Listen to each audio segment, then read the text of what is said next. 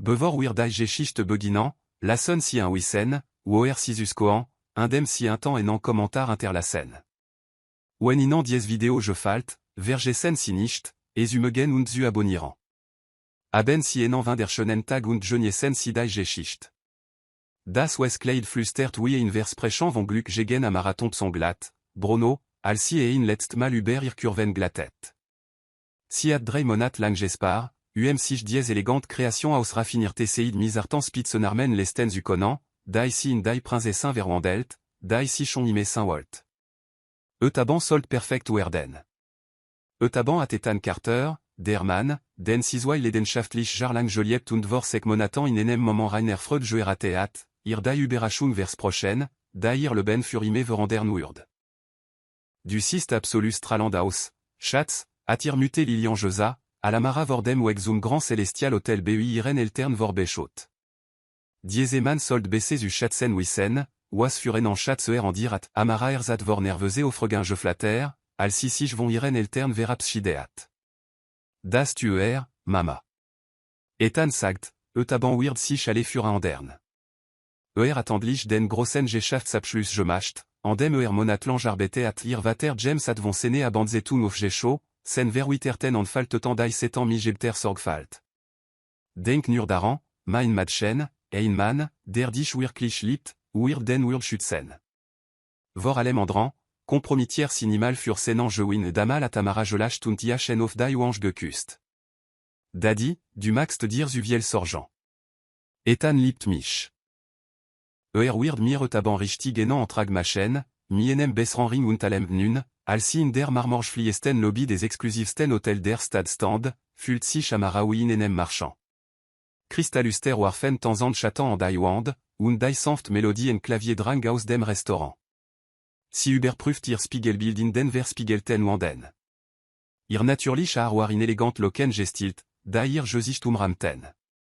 Ir make-up war makelo, und das Westkleid lies si au sang, alginge si berez um altar.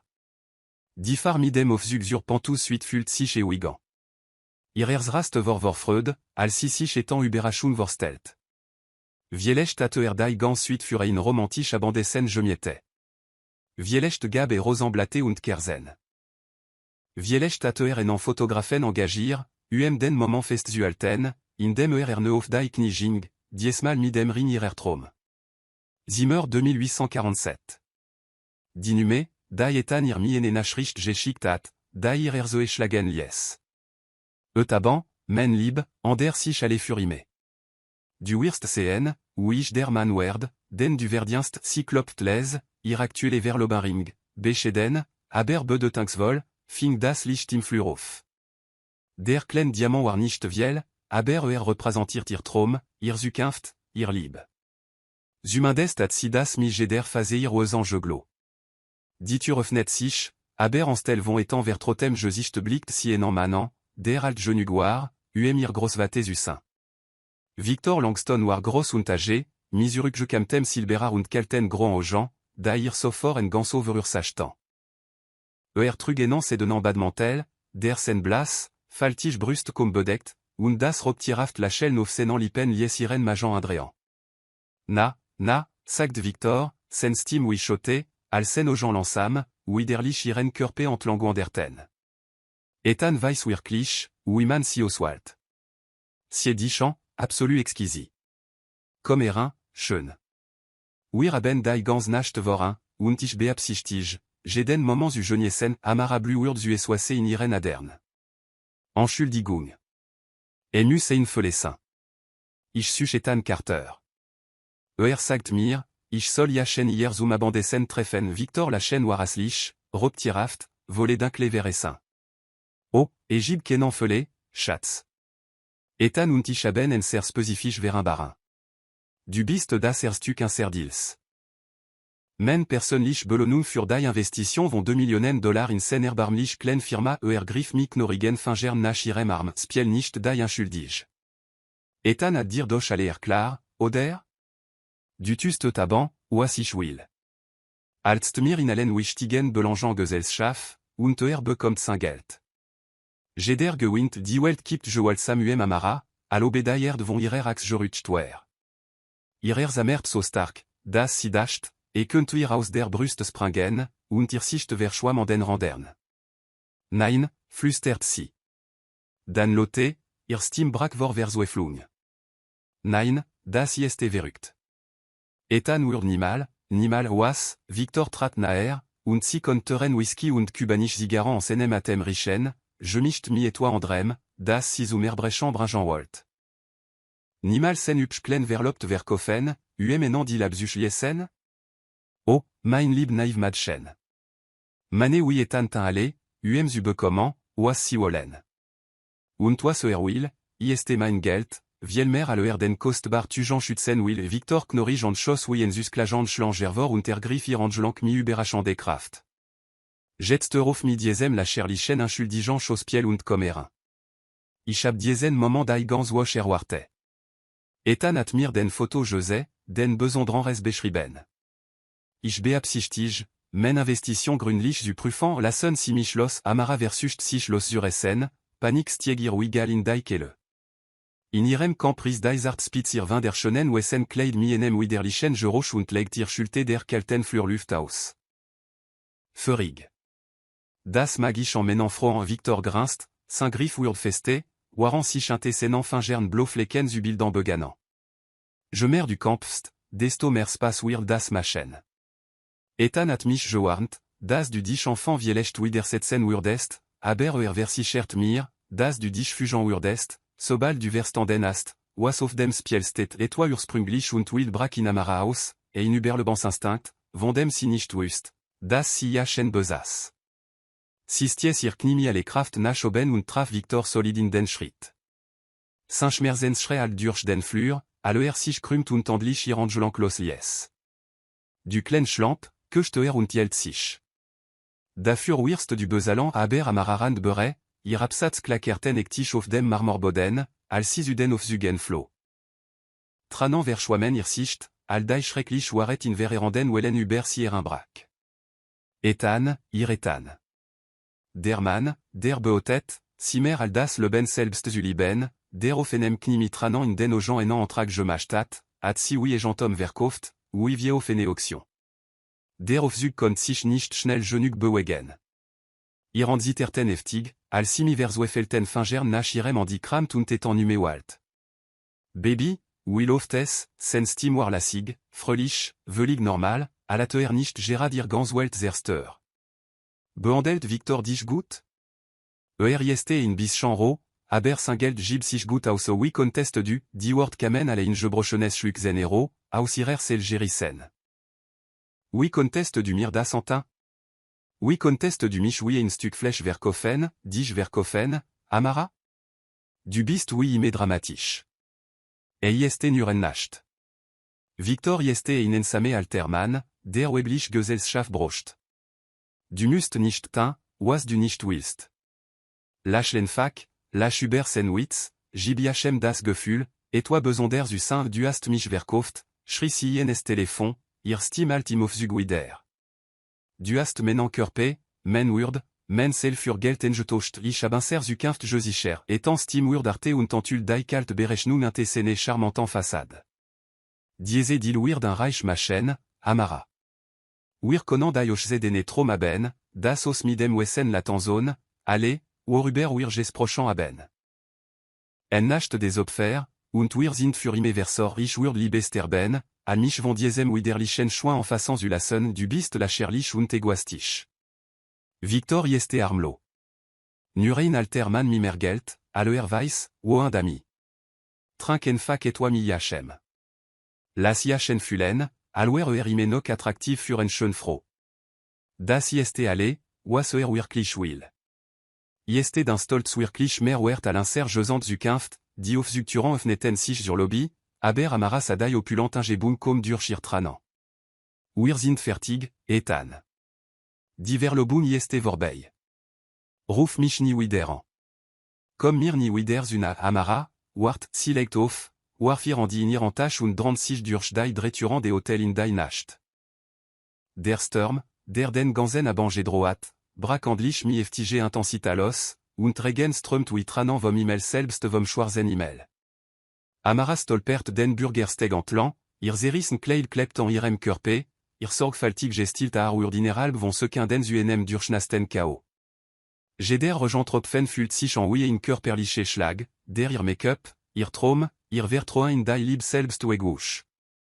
Si braque en NM Schmi désernan laternenfall zusammen und rucht in inte, bis si in irem ruinirtan wessen Kleid of dem nassen Burgers Texas. Die symbolique entginir nicht. Si hat sich oui en bro volé of nun und inschuldige lieb gekleide, nur zu entdecken, das der Mann, den si eratan Walt, si al nicht wetter allen wer zumandel nansa. Der regen fiel wetter instrumen, und amaralies esu. Silies iachen ir tranan, ir illusionen, iren globen en ein glücklich en dueguachen. Die kalt sikert durchir Kleid bis of die knochen, aber si begrüßt si. Das körperlich un beagent war nicht im Vergleich sur qual in irem erzen. Si hat sich in iren ganzen 25 le bansjaren nok ni so alin, so je brochant, so velig veratan gefült. 18 von der si je tromt at wes och zetzkled, kinder mi étant aux gens, zusammen alt werden sehr viel zusto buem si erom. In nacht, enem schrecklichen gesprach, war ir ganz welt zusammen brochant und lies si im regen sitzen mi nicht al dem bitterangeschmack de vera und dem schrecklichen wissen, das der Mann, den si liebt, si ni wirklich joliebtat. Kapitel 2, ein Engel im Sturm. Noah Bennett trat aus dem Grand Celestial Hotel und spürt die Vertrotlehre, die selbst seiner Folgerechten Geschäft siege begleitet. Diffusion, die Gerad abgeschlossen hat, wird seinem Internemen 300 Millionen Gewinn bringen, durch der Triumphult sich bedeutungslohen. Mi 33 Besas erale, was Reichtum bietan kont, ein Pantouz mi Blick auf die glitzernd Stad, en Benedenswert Sammlung von Luxus Fahrzeugen, en Privatjet, durch ken diese en Schaffingen kon die Lehre fühlen, W5R5 Solt. Der Sturm brach los, à den Burgersteg erect, fait regentropfen verdun kelten sofort senant en transitfarbenant Armani en Zug. Hat zu senem wartanden Bentley elan solen, aber etoilies jachen in alten. Durch den silbernen regenvorang erblickt etoi, das jachem den atem ropt, en vision von weiss gegen die dunkelet den nassen Burgersteg. Dor, en enem laternenfall zusammen brochant oui in je brochne engel, sas die schönst froh, die je en hat. Ir dinklo glanzt vom regent wasse, und ir zerissen wes kleid schmiegt sich en kurven, die waxen manezum wenan bringeant urden. Aber war nicht ir körperlich schönet, die jachen kalt werden lies. War der Rochmerz, der sich in irem gesicht absegnet, die ou ir schultern von schluckzern bepten, die aus irer selsu kommen schinen. On bewusst nach Südanken, bewegt sich Noah auf sisu, senteren ne der Schuplachten durch Pfützen. Aloer naerkam, konter den Schaden de Klischee sehen. Ir Kleid war an der Schulte zerissen, ir Make-up war in den Klanstreffen über ir Wangen gelaufen, und ir vin der Schönar klebt vom unerbitlichen Regen an irem Kopf. Si blickt auf, al Saint-Chatan auf si fiel, und Noah fühlt sich, aloer vom Blitz getroffen worden. Ir Ojan waren das tiefste Braun, das je en hat, wittech aus geschmolzene Schokolade, aber si waren von so viel Schmerz und vera erfüllt, das jachem körperlich weta, in si zublicken. Bit, flüstert si, ihr stimese vom wenan, lassen si mich en fak in rue aber Noah kont nicht wegen. Jeder Instinkt, den besas geschaftlich, persönlich, ursprünglich, schrie jachenan, diesen je brochnan engel zu beschützen. On zuse gern zugter miden schultern, zog sen 5.000 $ en zug Jackaus und kniet sich neben si, 600 tuber ir nakten schultern zu lejan. Si werden sich ir drossant en linge dans un dunolen, sagt erlez, sen tief stim trugen warm, die selbst jachen überrascht. Die Jack war riesig auf irem zartan körpe, bedeckt aber ir zerissen Kleid und bot etwa schütz vor dem Sturm. Amara zugt beus ene berurin zusammen, jeder muskel in irem körpe spant sichant. Fassen si mich nichtan. Wagen si nicht, mich an zu fassen si versucht, die Jack wexustosen, aber ir an ziterten zu heftig, wirksam zu sein. Ich werd dir nicht wetin, sagt Noah, sen stim so sanft, als sprach mi enem veroin de ten tier. Jeld die an doch, die an flaschen sichtbar, und setzt sich langsam auf den nassen Burgersteg neben si, wobe senant des ignorants velig ruiniert. Ich geh nirgendwohin, aber ich werd dich nicht en fassant, wenn du nicht willst warum, das war kam al je brochenes schluckzen hero. Warum würden sie mir helfen? Was wollen sie von mir, die Frage traf Noah wie Inker perliche Schlag. Was war diese Frosugestossen, das sie so angstlich macht, so sicher, das jeder Mann et toi von ihr wollt? Ich will nicht, sagte ehrlich. Ich kann dich nur nicht hier drossen allein im Regen lassen si sa scène merer minuten schwejanda, der Sturm top si herum. Noah en zugoar velig durchnast. Senteren italienischen ne der Schu waren ruinir, und wird sich wahrscheinlich en erkaltung olen, aber wariachem egal. Et toi en diese frorief jachen offene eben, da nicht verstan. Hat mich verkauft, flüstert Amara schließlich, ihr Stim comme über den Donesuren. Mein verlobte. Hat mich en widerlichen altan man für Geld verkauft, Noah und baltan sich zu Fosten, und müsst sich zwingen, ruhig zu bleiben. Oui essensi, fragte les. Amara. Amara Thompson ich bin Noah. Noah Bennett jeltine und waltzen wort sorgfältig. Amara, ich broch si, mir serge nos usuren. Was diese man in angetan at bed mane ieste ken lib. Ieste nicht mal manchlich. Echte man, man, der ihrer urdig ieste, sterben, bevor zulies, das in angement wetu, Amara dret sich und saia chenan, wirklich saia chen zumersten malan. Selbst durchnast und zerzost war un werfan gutosan. Saint war dinkel und lecht joelt, klept nun vom regen en seinem Kopf. Sen o gens retten den engloblichsten bloton, den si je jose en hat, oui das mer en enem sonigentag, und si blickten simi echte sorge und toi andrement, das si nicht identifisieren kont. Si kenan mich nicht en mal, sagt si, verwirrung ersetzt en antei des schmers in ihrer Stim. Ich weiß genug, widert Noah bestimmt. Ich weiß, das si besser verdienen all das, was inan et nacht sugestossen ieste. Ich weiß, das der Genige, der si verletzt in Fegling und in narieste. Und ich weiß, das si die starkst Person sind, da ich je getroffen hab, weil si die überlebt haben, da si Gerard durchmacht haben en frisch well von tranan lief Amara über die Wangen. Ich dacht, liebt mich. Ich dacht, würden in schön leben zusammen haben Saint Verlust, sagt Noah en Fak, aber das bedeutet nicht, dass den Geschichte hierande. Das ist nur ein sehr schmerzhaft Kapitel, nicht das ganz Buch trotz allem spürt Amara, ihr Mindwinkel Zuzuken begannen, was der Beginn en la chaîne at 5 ans. Sind sie immer so philosophisch mi franden, da sie im Regen wen enfin den, sie sind men erst, gab Noazu. Und et toi in senem ton lies si hm globen. Kommen si, lassen sie mich si nach aus bringeant. Sie sind durchnast, und ich mach mir sorgen si Amara zegert. Jeder logichte ihr joiern schrisian, kenem andranman zu vertroin, nicht nach dem, was etan jetant hat. Aber elaget-toi en Noah, das si chander sans fult, ir jandouy siché. Vielechtoir et daillard, ou mir im regen jose sans hat, en stat zu fordern, das si mi hmg. Vielechtoir et daillard, ou si en sa, alwer si kostbar, nicht et gentom. Ich ken si nicht, sagt si. Aber et la gwenige en gst in ihrer Stim. Das ist fer, sagt Noah, old saint en diero und zektir den Bildschirm. Hier ist mein Führerschein, men visitant carte und die Telefonume menemute. Got abirsel soli, aber ihr mailbox ist noch aktiv. Si konan den en rufen, den si wollen, zu überprüfen, das ich kein Psychopath bin digest war so unerwarte, so transparent ehrlich, das Amara trotz allem la chaîne must. War in je brochne, was rige klang, aber war imenok la chaîne. Ok, sagt si schließlich, aber ich behalt ihr Jack al Gesell, bis si bewesen, das si kein rien mordesint no a la chaîne war wie Dyson, die durch gewitterwolken bricht. Abjmacht alfir of die ben, sen andwarm und fest inte irem elambojan. Al si lecht schwankt, griff iren andran arm und stützt simi sanfte kraft. Mein auto ist glech daiek, sagt und toltsin en diero, senem fare en sms zu schreiben.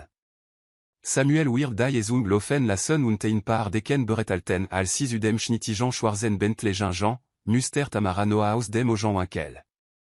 War gross, mindestan sek fus drei, mi bretan schultern und der arvon selbstbewusster Altung, die von Erfolg und Macht sprach. Aber verkürzt sen Schritt, mi irem Schritt zu altan, jeltsen an lecht auf irem elambojan, si zu stützen, und bedrand sie nicht zu reden. All dies zwischen ihnen sich ausdehnt. Das Auto war warm und luxurieux, mi wechen le der Sitzen und dem Schwachen Duft von terem Königswasse. Noastieg vorsichtig inter irein, abstans zwischen ihnen zu lassen, und recht ihren wesch Kashmirdeck. Oin, fragt sanft. Amara GABIHM dai adresse irer eltern und land sich dan in den beesten Sitz Zurück. Die warm und dai emotional Erschöpfung des Abend oltan siein, und si spürt, wir ojan l'idée schwer urden. Warum ainsi das, fragt sich la frig. Si schulden mir nicht no awar enan langean momensti und beobactet, oui dai lichte der stad am fanste vor besojan. Men muté pflegt zu sagen, das wir allengel in Verkleidung sind und nur auf den richtigen Moment warten, zu offenbaren. Vielech toi retaban mein moment amara mustert saint profil im damerlicht des autos. Elle a toi fast à trichant IHM. Die stark linis sem kiffer, d'ailleurs, oui saint-nas in sanften wellen je trockne war, echt freundlichke in senan aux gens, ner scienza. Sind si echt, flüstert si. Albu berze, das si tromt. No adret sich und begegnet ihrem Blick. Und für einen moment chien dai luft zwischen ihnen von Elektrizitage la dans sein. Ich bin echt, sagt les. Und so jest auch dai tatsach, das du wider Jesin wirst.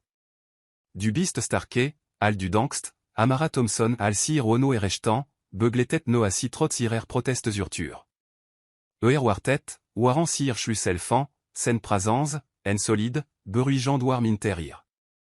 Dank, sagt si, al si dai tur auf Schloss. Für alle. Ich weiß nicht, wie ich mich revanchiran soll du musst dich nicht revanchiran, sagt Noah und holt en visitant carte aus sene Brieftach. Aber wenn du gemal et toi brochst, irgent et toi, ruf mich bitan.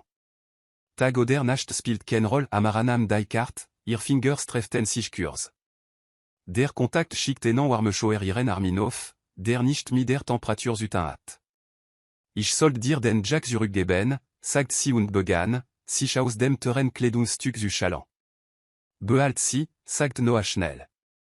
Si steht dir sowieso besse al si in irem Gebot verschwan, stand Noah enan langean moment im Regen und beobactet ironungs Fenster, bis in Licht en sa. Erst dann kehrt zu seinem Auto zurück, Kopf volle Bilder von Schokolade brennant aux gens und enem la Chaîne, das geschafft hat, selbst den tiefsten Schmerz zu durchbrechen. Hat kenanin, das sich saint le ben Gerard für ime verander at oder das der gebrochen Engel, den im Sturm gefunden hat, das verland stuxene seluer den Wurd, nach dem singans le ben lang Jesustat. Kapitel 3, die Festung der Erzan. Drei Wochen waren vergangen, set dai nacht a Marathon son welt aus Gelöstat. Doch dai qual blib so frisch wie en offen wund. Si sas zusammenj koer in irem kinderzime im osirer eltern, en wickelt in noateur en zugjac uber irem pyjama. Di jack war zu irem schutzschild gegen dai realitage orden, das en zich, was nok trost spandet. Si trugime nox en duft, et toi deutlich manlich und warm, das si en sicheret und echt freundlichke erinert. Mein Madchen, du kannst dich nicht hier verstecken, sagt ihr muté Lilian les und trat mi ene d'enfanden tas camiante ein. Lilian Thompson waren Winderschen froh in den 50ern mi dans selben warmen bronnant aux gens wir tochte und silbe, das durchschir natürlich archimert. Si setzt sich auf den Betran, irers brak, als ihr le baft tochte zu enem chatan irer selbst reduzier sa. Ich versteck mich nicht, Mama. Ich verarbeit nur Lilian wetter gegerbtand, and, dai doppelschichten al krankenschwester jarbete retten, essen auf den Tisch zu bringen, strichen sanft über amara. Du hast set drei Wochen nicht mehr gemalt. Du hast kein vol malse gegessen.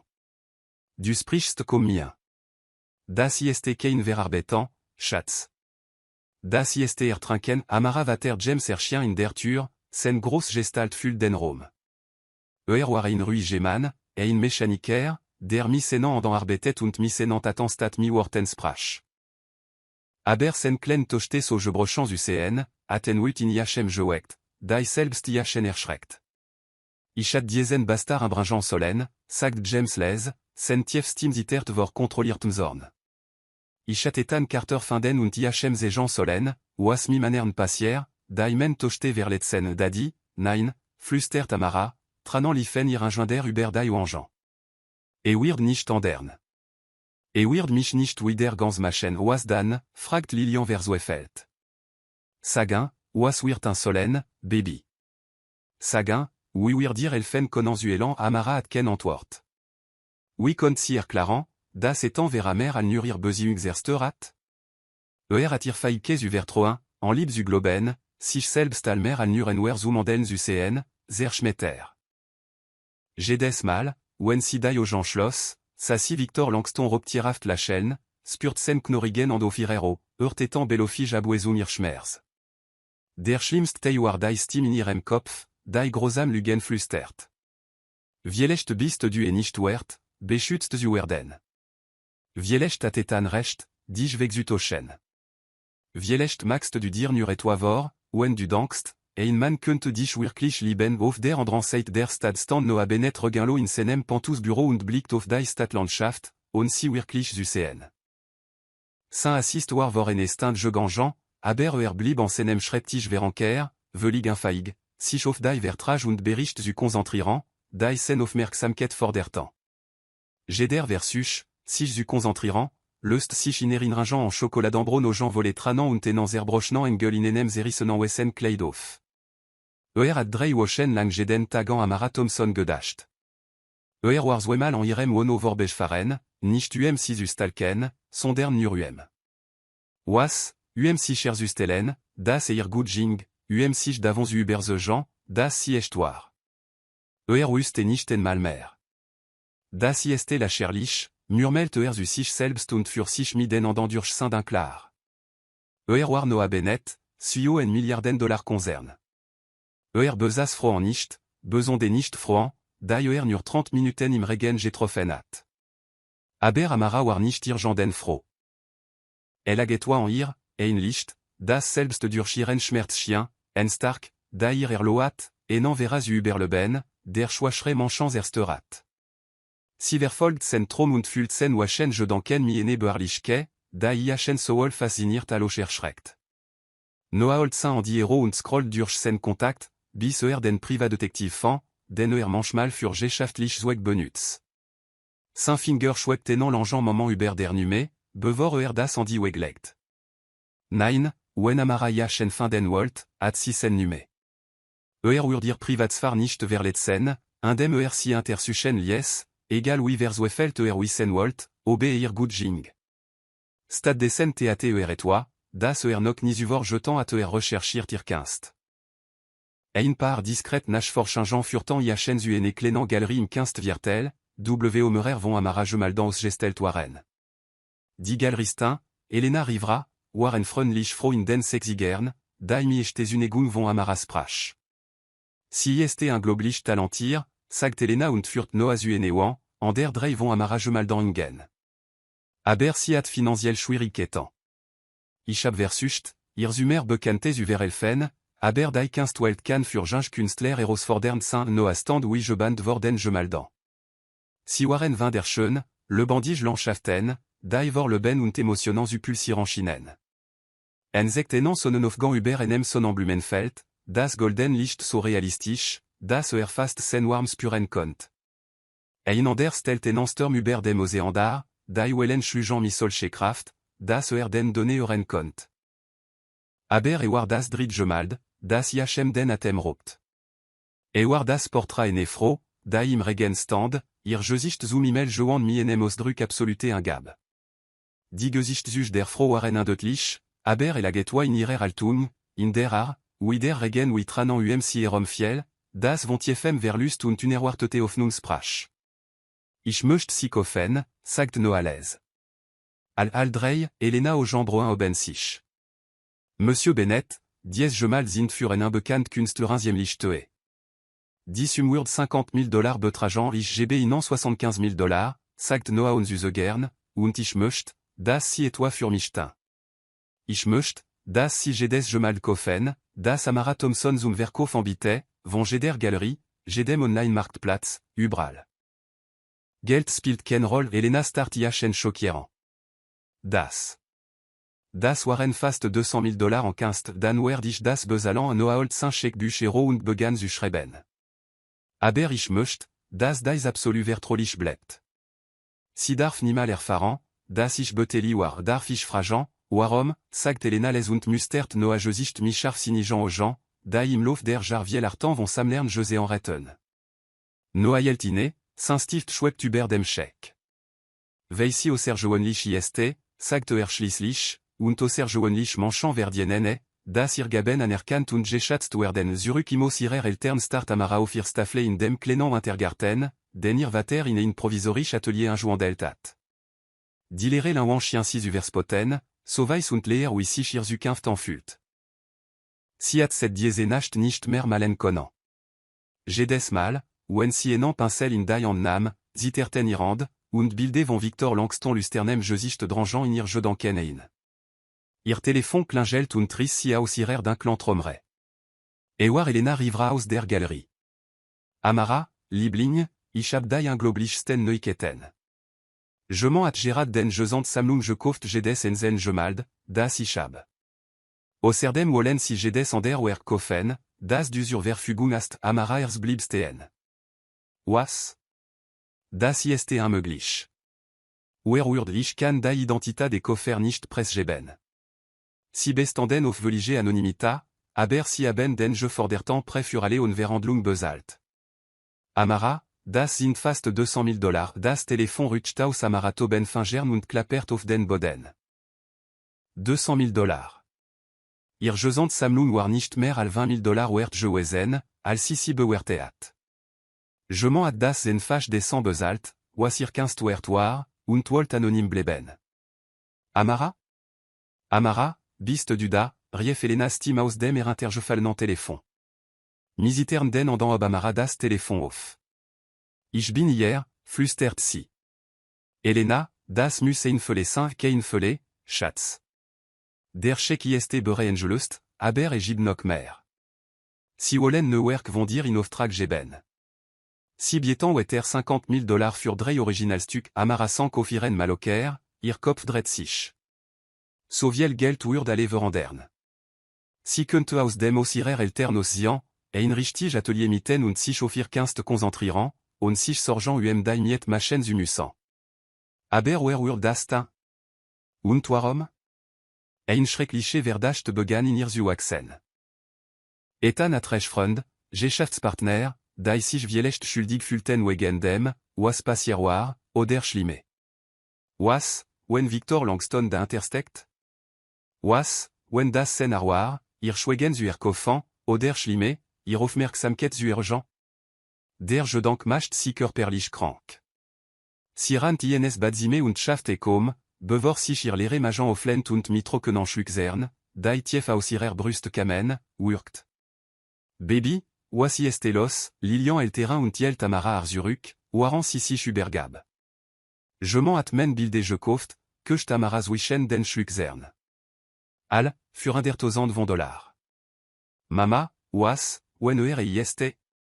Was, wenn dies Monster versucht. Zu SCH, murmelt Lilian und trieb beruhigend Kreis auf den Rücken ihrer Tochter. Wir wissen noch nicht. Lassen wir erkennen Argelean aber Amara kon die en GST nicht abschütteln, die sich wistachel drauem ihres gewickelt hat. In den drei Wochen seitdem zusammen bruch ihrer Welt hat sie moern sich herumgebo. Dick, un durchdringlich barrieren, die jeden fernalten sollten, der sie wieder verletzen könnte.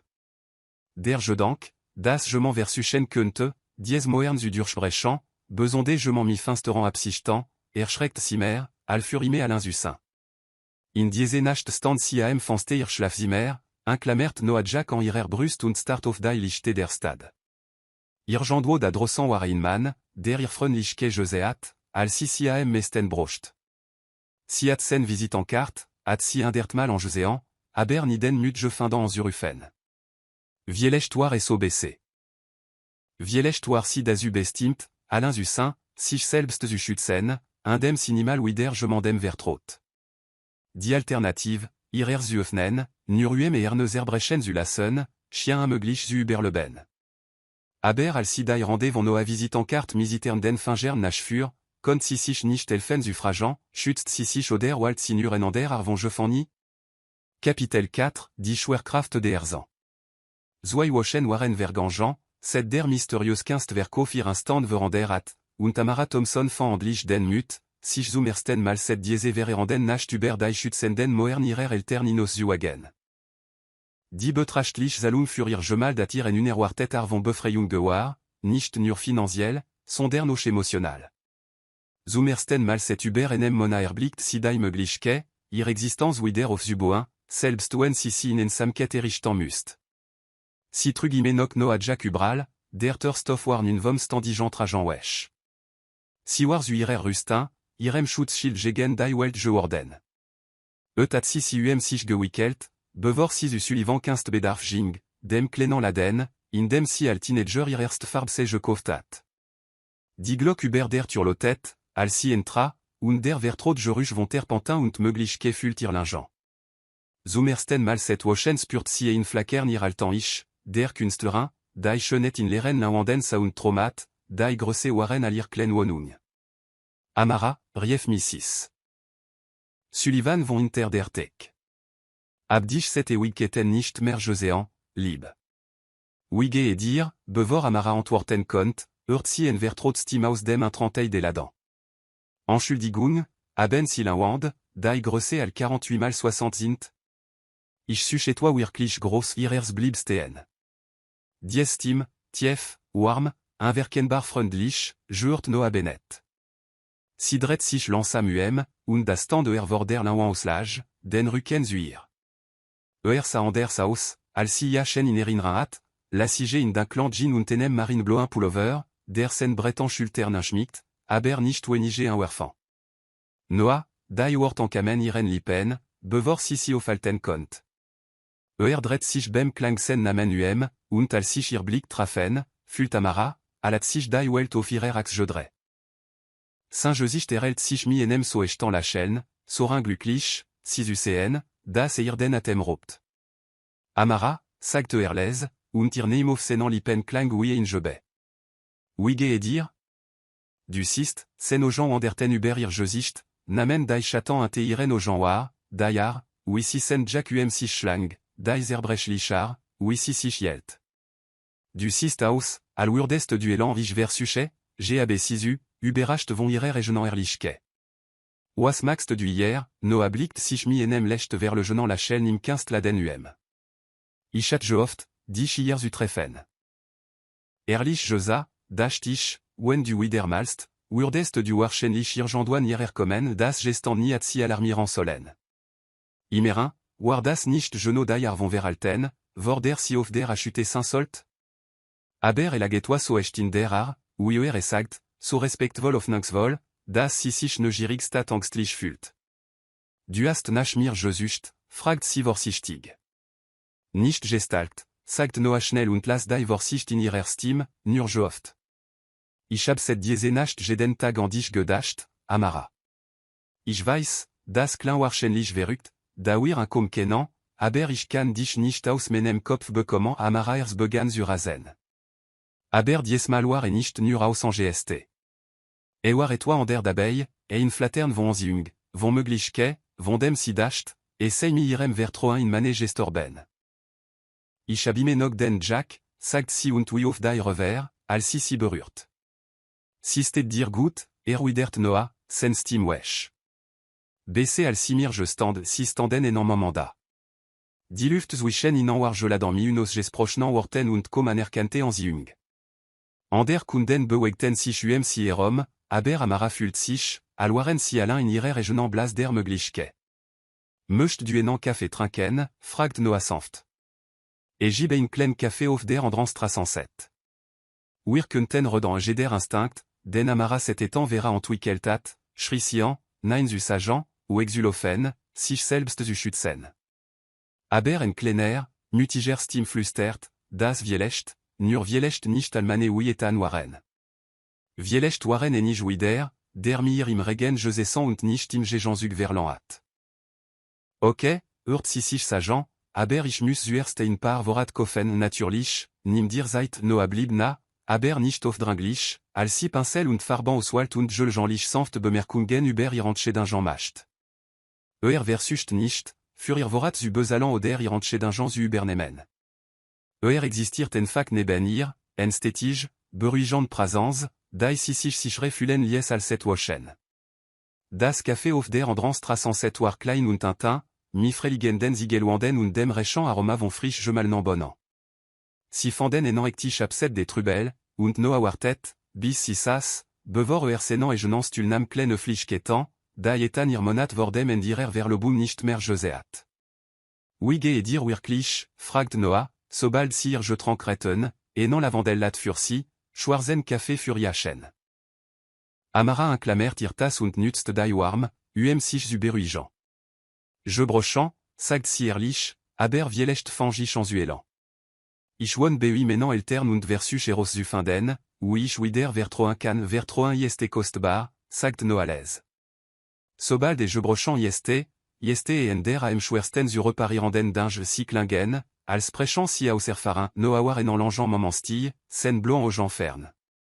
Mein vater atteint vers la Seine, alich 12 war, sagt erschließlich, ieste en fac en tage verschwunden, at men muté mi erstreckningen, die si nicht besalan kont, und enem son, derime wider darauf wartet, das zurückkommen und erklar, warum wir nicht wert waren, das blebt, zurück la Seine, amara spürt, wir bui dem Schmerz in sen estime in wenig aufbrak.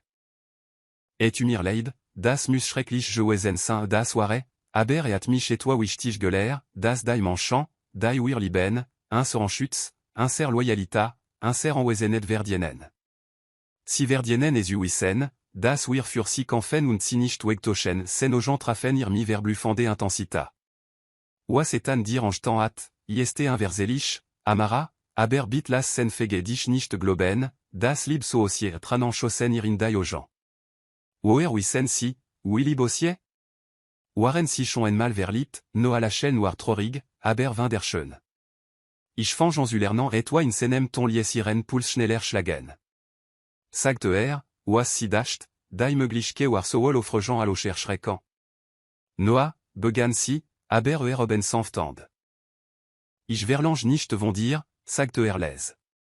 Ich möchte nur, das du weißt, das emane auf diese Welt gib, die aller betrachtan urden, dich richtig zu lieben, die das kostbar beschützen urden, anstat es verkofen, die ihr ganz leben dami verbringen urden, den vertroan urdig zu sein die aufrichtike in sen estime, die oui si en ça, alwer si et toi vin der bar stat beschädigte wer, lies ihr brust vor emotionnant in urden. Si war nicht bere, et non amens unenan. Si sprachen zweistunden lang über 15 Stunden Bücher und Trom, die nicht mit dem Schmerz süten retten, den sie bederlebt retten. Noah erzalt ihr von sene muté, die iachen gelerat, chenet in klenan d'ingens ucn. Amarateit geschichten über ihr Eltern, die ihr jose retten, uiecht libosa, selbst wenn sie nicht anders ugeben retten. Alder nachmittag in den Abend überging, merkt Amara, dass sie keinen sich mal en etan oder Victor Langston gedacht hat. Zumersten mal set über enem mona at si en fac im gegen wartijan moment existier und die Gesellschaft von je mandem genossant, der si sich wert geschätzt und sich fulen lies. Ich sollt nach aus géant, sagt si widerwillig, al sich das Café midem abandescent publicum zu fulen begann. Men eltern machen sich sorgent, wenn ich zulange weg bin natürlich no stand so vor auf und alfirmi irem mantel, en so natürlich und respekt volgest, das ihr das erzueta. Amarat si blickt zu iachem auf, ne beindruckt davon, oui guto son erroir, nicht nur körperlich, sondern in der Art, oui freundlichke willicht von iachem ostralt. Wer in Ordnung, wenn ich offen würde, si oui der Süßen, fragt vorsichtig. Ich werd si nicht auf suchant, wenn sie nicht wollen das würd mir gefallen, gab si und überrascht sich selbst. Vielecht könnten wir ein Irgendoan wider offenen Café treffen, wenn du willst no à la chaîne war wie in Sonnenofgan nach der Langsten nascht. Nicht würd ich mir mehr wünschen als si Urturgingen, blickt Amara ihr Spiegelbild im Fenster. Ein grosse, un werfan guto son des man in enem Terren Pullover, der neben en froh in Farb verschmierten Jean und ene übergrossen en Zugjack Jing. Und Irgenduisa en si aus, al jeurtan si zusammen. Der Jedan kat si schrecken solen, aber stad desen erfüllt simi et toi, vondem si dacht, essaye furime vers Laurent. Hoffnung. Vordem Café begletet no assis busaltestel, sen an inter dem Rücken verschrankt, alur de sich physisch d'avant abaltant, nachir zu greffen. Dank, sagt Amara, alir buskam. Fur den Café, für das Gespräch, für alle Dank, das du mir en chance gegeben hast, erwidert Noah. Oschwen en nur en klein war all der Bus d'avant für, Saamara Noah durch das Fenster nach, bis aus dem Blickfeld verschwand. Ihr Spiegelbild start sian, und zum ersten Mal set über enem Monas a sinischt wie in Opferhaus. Sis aus wie en froh, da sich daran uerinern begann, das sider libur d'iguar. In diese Nacht holt sie zum ersten Mal set dem vera ihr Staffle ervor und begann malen. Die Lauan fült sich mi farban, vondonnant si dacht, si at si vergessen. Gold und bloten und sanft grünten, da von enfangeant und zagafte auf nun sprachen. Und in derek, fast verborgens wischen den pincel strichen, malt si ein par gutige bloe aux gens, da direct in ihr Celsius en chinen. Capitel 5, die erst Liebeserklarin. Sec transformative waschen waren vergangeant, set diesem ersten Cafedat, und was als agaft Freundschaft begonnen hat, wars et toi tiefrem, kostbarem erblu, alamara et sich Jesuer tromen je waat. Noah saint versprechen je haltan, si nicht aggressiv verfolgent. Stad des scènes besaçant ir treffen die vin der schön spontaneta des Schicksal, en glücklich begenum auf dem Boernmarkt en Samstag morgen, WOR irgendui me auf Toast, Gerard al si frisch blumen für ir muté au swalt.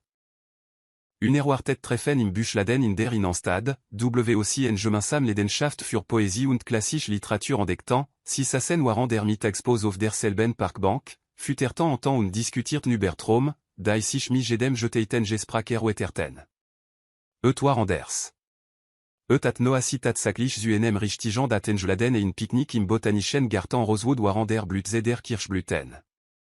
Amara stand vor dem Spiegel ihr Schlafzimmer und glattet misiternden en das flissant Sommerkleid, das si os joalt at point vous ressemblez à quelqu'un qui est sur le point de s'évanouir. Avez-vous besoin de vous asseoir? Ça va, Mantimia, bien qu'elle soit tout sauf bien. J'ai juste. Je dois aller travailler. Mais alors qu'elle essayait de se concentrer sur ses rondes matinales, vérifier l'état de Madame Chen dans la chambre 302, qui se remettait d'une opération de la hanche, mettre à jour les dossiers des patients de la nuit, préparer les médicaments, tout ce à quoi elle pouvait penser était la façon dont James l'avait regardé la nuit dernière. La vulnérabilité dans sa voix quand il avait dit qu'il ne savait pas comment ressentir la musique. Le sourire sincère quand elle l'avait fait rire. Y avait-il quelque chose de vrai dans tout cela? Ou était-elle juste le divertissement d'un milliardaire qui s'ennuyait? À la pause déjeuner, l'histoire s'était répandue dans tout l'hôpital. Tout le monde parlait de James Sterling et de son énorme don au Manhattan General, spéculait sur sa vie amoureuse et se demandait ce que ce serait de sortir avec quelqu'un qui avait autant d'argent. Mia avait l'impression d'être piégée dans une sorte de cauchemar, où tout le monde discutait de son secret sans le savoir. J'ai entendu dire qu'il n'a jamais été sérieusement impliqué avec quelqu'un, a déclaré le docteur Martinez pendant leur pause déjeuner à la cafétéria. Apparemment, trop concentré sur les affaires. Bien qu'il y ait eu des rumeurs sur divers top modèles et actrices au fil des ans. Pouvez-vous imaginer, soupira une autre infirmière, sortir avec quelqu'un qui pourrait vous acheter littéralement tout ce que vous voulez? Je n'aurai plus jamais à m'inquiéter de mes prêts étudiants. Mia poussa sa triste salade de bureau dans son assiette, son appétit complètement disparu. Est-ce que c'est ce que James pensait qu'elle voulait? Son argent? Est-ce pour cela qu'il avait caché qui il était? Parce qu'il pensait qu'elle ne s'intéresserait qu'à son compte en banque? L'ironie était presque risible. Elle lui avait spécifiquement dit qu'elle ne sortait pas avec des gars riches, et il l'avait laissé croire qu'il n'en était pas un. Il avait manipulé la situation pour obtenir exactement ce qu'il voulait, comme tout autre homme riche et puissant qui pensait que les règles ne s'appliquaient pas à lui. Son téléphone vibra avec un autre texto. J'ai hâte de te voir ce soir. J'ai prévu une surprise. Une surprise? Probablement quelque chose de ridiculement cher qui la ferait se sentir encore plus déplacée dans son monde. Peut-être un dîner dans un restaurant 5 étoiles où les serveurs méprisent les gens qui ne savent pas quelle fourchette utiliser pour le plat de poisson. Peut-être des billets pour un événement exclusif où elle serait entourée de femmes qui avaient fait des écoles suisses et passé l'été dans les hantons. Sans réfléchir, elle tapa en retour « Je ne peux pas ce soir ». Quelque chose est arrivé. La réponse vint presque immédiatement. Est-ce que tout va bien? Puis-je aider avec ce qui est arrivé? Bien sûr, il pensait qu'il pouvait aider. L'argent résolvait tout dans son monde, n'est-ce pas? Non. Merci quand même. Mia, ai-je fait quelque chose de mal? Tu semblais heureuse hier soir. Heureuse. Oui, elle avait été heureuse. Ridiculement, bêtement heureuse de danser avec un homme qu'elle croyait être juste James. Pas James Sterling, le milliardaire extraordinaire. Elle avait été heureuse avec l'homme qui avait admis qu'il ne savait pas comment ressentir la musique. Pas l'homme qui possédait probablement le bâtiment où se trouvait le studio de danse. Elle éteignit son téléphone sans répondre. Le reste de sa garde se passa dans un flou de soins aux patients et de sourires forcés. Chaque fois que quelqu'un mentionnait le don de Sterling ou spéculait sur la vie personnelle de James Sterling, Mia avait l'impression d'être poignardée avec de petits couteaux. Quand elle quitta son travail à 19 h, elle était émotionnellement et physiquement épuisée. Le trajet en métro jusqu'à Brooklyn lui parut plus long que d'habitude. Chaque arrêt était un autre rappel de la distance entre son monde et le sien. Elle vivait dans un appartement au 4e étage sans ascenseur à Park Slope. Il vivait probablement dans un penthouse à Manhattan avec vue sur Central Park et du personnel pour lui apporter le petit déjeuner au lit. Alors qu'elle montait les escaliers de son appartement, le téléphone de Mia se mit à sonner. Elle l'avait rallumé pendant le trajet en métro et avait trouvé 12 appels manqués de James et 6 autres SMS, chacun semblant plus inquiet que le précédent. Elle laissa sonner dans le vide. Puis il sonna à nouveau. Et encore. Finalement épuisée et émotionnellement à bout, elle répondit. Quoi? Mia, Dieu merci. La voix de James était remplie de soulagement et de quelque chose qui ressemblait à une véritable inquiétude. J'ai essayé de te joindre toute la journée. Tu vas bien? Tu semblais contrarié dans tes textos et jeux. Ça va, le coupa TL, cherchant ses clés devant la porte de son appartement. Tu n'as pas l'air d'aller bien. Est-ce qu'il s'est passé quelque chose au travail? Est-ce qu'il y a quelque chose que je puisse faire pour aider? Et voilà encore. La supposition qu'il pouvait arranger tout ce qui n'allait pas avec assez d'argent ou d'influence. L'arrogance désinvolte de quelqu'un qui n'avait jamais rencontré un problème qui ne pouvait être résolu avec sa carte de crédit. Tu pourrais commencer par être honnête avec moi, dit-elle, réussissant enfin à ouvrir sa porte et à entrer dans son petit studio qui coûtait probablement moins cher par mois que ce qu'il dépensait en chaussures. Il y eut une longue pause à l'autre bout du fil. Qu'est-ce que tu veux dire? Je veux dire James Sterling, PDG de Sterling Enterprises, héritier d'une fortune de plusieurs milliards de dollars. Chaque mot sortait plus tranchant que le précédent. Ça te dit quelque chose? Ou devrais-je te rafraîchir la mémoire sur ton ennuyeux travail dans l'immobilier? Une autre pause. Plus longue cette fois. Quand il reprit la parole, sa voix était plus basse, plus prudente. Tu as découvert. Oh, j'ai découvert, et comment? Il s'avère que tu es une sorte de grosse affaire, James. Première page de la section économique, page mondaine, liste Forbes. C'est drôle comme ça n'est jamais venu dans la conversation. Ah, Mia, je peux t'expliquer. Vraiment? Peux-tu m'expliquer pourquoi tu m'as menti? Pourquoi tu m'as laissé croire que tu n'étais qu'un gars normal alors qu'en réalité tu es l'un des hommes les plus riches de New York? Elle faisait maintenant les 100 pas dans son petit espace, la colère et la blessure se disputant dans sa voix. Je n'ai pas menti, exactement. Je travaille dans l'immobilier. Ne le fais pas, le mot sortit assez durement pour couper court à son explication. N'essaie pas de te sortir de ça avec des subtilités. Tu sais ce que tu as fait. Tu sais exactement l'impression que tu m'as donnée. Tu as raison, dit-il doucement, et l'aveu lui coupa un peu le souffle de sa colère. Tu as absolument raison. J'aurais dû te dire qui j'étais dès le début. Pourquoi ne l'as-tu pas fait? Une autre pause. Parce que pour la première fois de ma vie d'adulte, quelqu'un me traitait comme une personne normale et non comme un compte en banque. Parce que tu m'as regardé et que tu as vu juste James, pas James Sterling. Parce que quand nous dansions, tu ne calculais pas ce que tu pouvais obtenir de moi. Tu étais juste présente, réelle, honnête. Malgré elle, Mia sentit sa colère faiblir. Il y avait quelque chose dans sa voix, une solitude qui résonnait avec ses propres sentiments d'être déplacé dans le monde. Alors tu as décidé de continuer à mentir? J'ai décidé de voir ce que ça faisait d'être désiré pour moi-même au lieu de mon argent. Et Mia, la nuit dernière a été la meilleure nuit que j'ai eue depuis des années, peut-être même de ma vie. Mais ce n'était pas réel, dit-elle, et sa voix se brisa légèrement. Tout était construit sur un mensonge. Mes sentiments étaient réels, sont réels. La façon dont tu m'as fait rire, la façon dont tu m'as appris à cesser de tout suranalyser, la façon dont tu m'as regardé comme si j'avais une valeur au-delà de mon patrimoine net, tout cela était réel. Mia s'affaissa sur son canapé d'occasion, soudainement épuisée. Comment suis-je censé croire quoi que ce soit de ce que tu dis maintenant? Comment puis-je savoir que tout cela n'est pas juste un jeu pour toi? Un homme riche qui s'amuse avec la fille de la classe ouvrière? Parce que je tombe amoureux de toi, dit James, et sa voix était si brute, si honnête, que ça lui fit mal à la poitrine. Parce que je n'ai pas pu arrêter de penser à toi depuis lundi matin quand tu m'as crié dessus dans la rue. Parce que j'ai appris à danser la salsa juste pour te revoir. Parce que j'ai annulé le gala du maire, un événement que je n'ai jamais manqué, juste pour passer une soirée dans un studio de danse qui coûte probablement moins que ce que je dépense en café en un mois. Tu as annulé le gala du maire? Marcus pensait que j'avais perdu la tête. Mon assistante Claire m'a même demandé si j'avais une sorte de dépression. Mais ça m'était égal. Je voulais juste te revoir. Mia ferma les yeux, se souvenant de la façon dont il l'avait regardé quand ils avaient dansé, de la vulnérabilité quand il avait fermé les yeux et lui avait fait confiance pour le guider, de la surprise et du plaisir sincère quand elle l'avait fait rire. Je ne sais pas comment faire ça, James, dit-elle doucement. Je ne sais pas comment sortir avec quelqu'un qui dépense probablement plus pour le déjeuner que ce que je gagne en une semaine. Je ne sais pas comment m'intégrer dans ton monde. Tu n'as pas à t'intégrer dans mon monde, dit-il immédiatement. Je veux m'intégrer dans le tien.